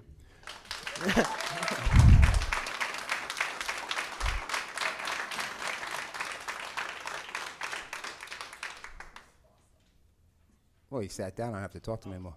So who's gonna? I was gonna say any. Well, I feel like I feel like it's like a Will Ferrell movie. Just out of curiosity, what are you majoring in? Where you go to school next year? All right, so I'm actually technically going to 2 colleges. So I'm doing a joint program. So I'm getting 2 degrees, one from Columbia University and one from List College, which is Jewish studies. So 2 degrees, economics from Columbia. This seems more operational. I'll defer to Dr. Burek. I don't want to gild the lily, but I do want to point out that the first thing he said about stress is testing after testing after testing. I think we definitely have your position, Mr. I want to point out we can't afford to miss any instructional days. I also heard that too this evening. So congratulations for coming up. Thank you. I applaud you for coming up, and I assure you that if there is a weather emergency and we need to have a snow day, I will provide a snow day for you, and for everyone. So. The reality is we just can't be compared to Berkeley Heights and Piscataway. And Jericho. And Jericho. Yeah. So, Jericho did it. So Jericho actually has more days, more student contact days than we do. I believe they have 3 more student contact days than Lynbrook does. Not, that really is not neither here nor there. I understand. I appreciate the fact that you are representing the entire student body. I think that if I just give the nod and give a day off, the Commissioner of Education would be down here in Lynbrook faster than you could blink an eye, because it would be irresponsible of me to just give a day off when we can do it. But If I could do something, Well, we I would- also had no weather contingency days built into the calendar this year. right, we don't. That's right, that's a problem. Those Yeah. were, no, you can explain it, Skip. We weren't able to have those built in just because of the scheduling. Right. It's the way the calendar falls. So we just barely made the 180 student days plus the 3 conference days that we have. So All right. if I well, could, Liam, I'd do it for you. All right. Thank you. But Anyway. also, isn't there a day that, I don't know, I don't think I'm aware of, but isn't there Correct. a day that you kind of Well- take a mental health day? I mean, I don't think I know about it, but you know what? If that happens, I'll look the other way. All right. Thank you. Is Dr. Burek proposing a school-wide cut day? That's incredible.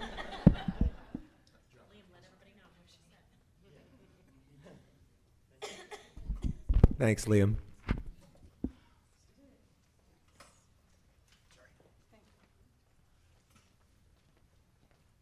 Hi, good evening. My name is Christy Mansfield. I'm a resident. I have a 12th grader and a 10th grader. Mrs. Marcus, you opened the meeting by apologizing to 2 staff members, and it made me wonder if there are any plans to have a formal and public apology to the student whose letter of recommendation was not included with her college applications. I did apologize to the student and the family. That was the beginning of my statement. Oh, tonight? Yes. Oh, and I missed that. I Yes. apologize. I was Okay. here. I did. That Okay. was one of the Just- first things I said. Just curious. Thank you, Mrs. Mansfield.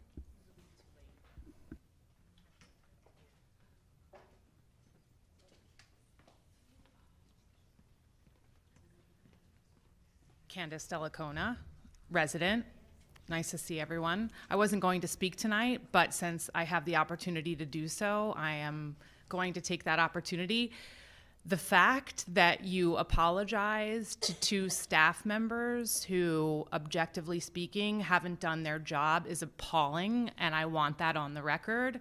It's disappointing that you engage in lively discussions when you choose to, and when other people speak, you choose not to. It's also disappointing when emails are not replied to, and censorship is taken on an ad hoc basis. You can discuss policy all you want, but New York law does allow us to speak during public comments. This is a public school. And I was not repetitive last week, nor was I abusive last week, and my comments were censored. Any commentary from anyone, or is it going to be sort of the same as last week?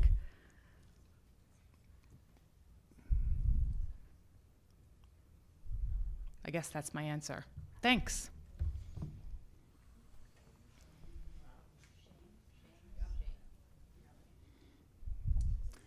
Seeing no more further questions, we're moving on to donations this evening. The board would like to gratefully accept and acknowledge the following donations. $1,425 from the district-wide approved program, Field of Honor, for the purpose of purchasing American flags to display throughout the Lynbrook community in the amount of $1,090.96, with the remaining balance of $334.04 to be donated to the High School Key Club for the purposes of a donation of said remaining balance to the Disabled Veterans of America. Also, a Casio Salviano AP25 keyboard valued at approximately $400 from Mrs. Ann Randazzo. That will complete our board meeting this evening. Please don't forget the election and to vote on May 16th.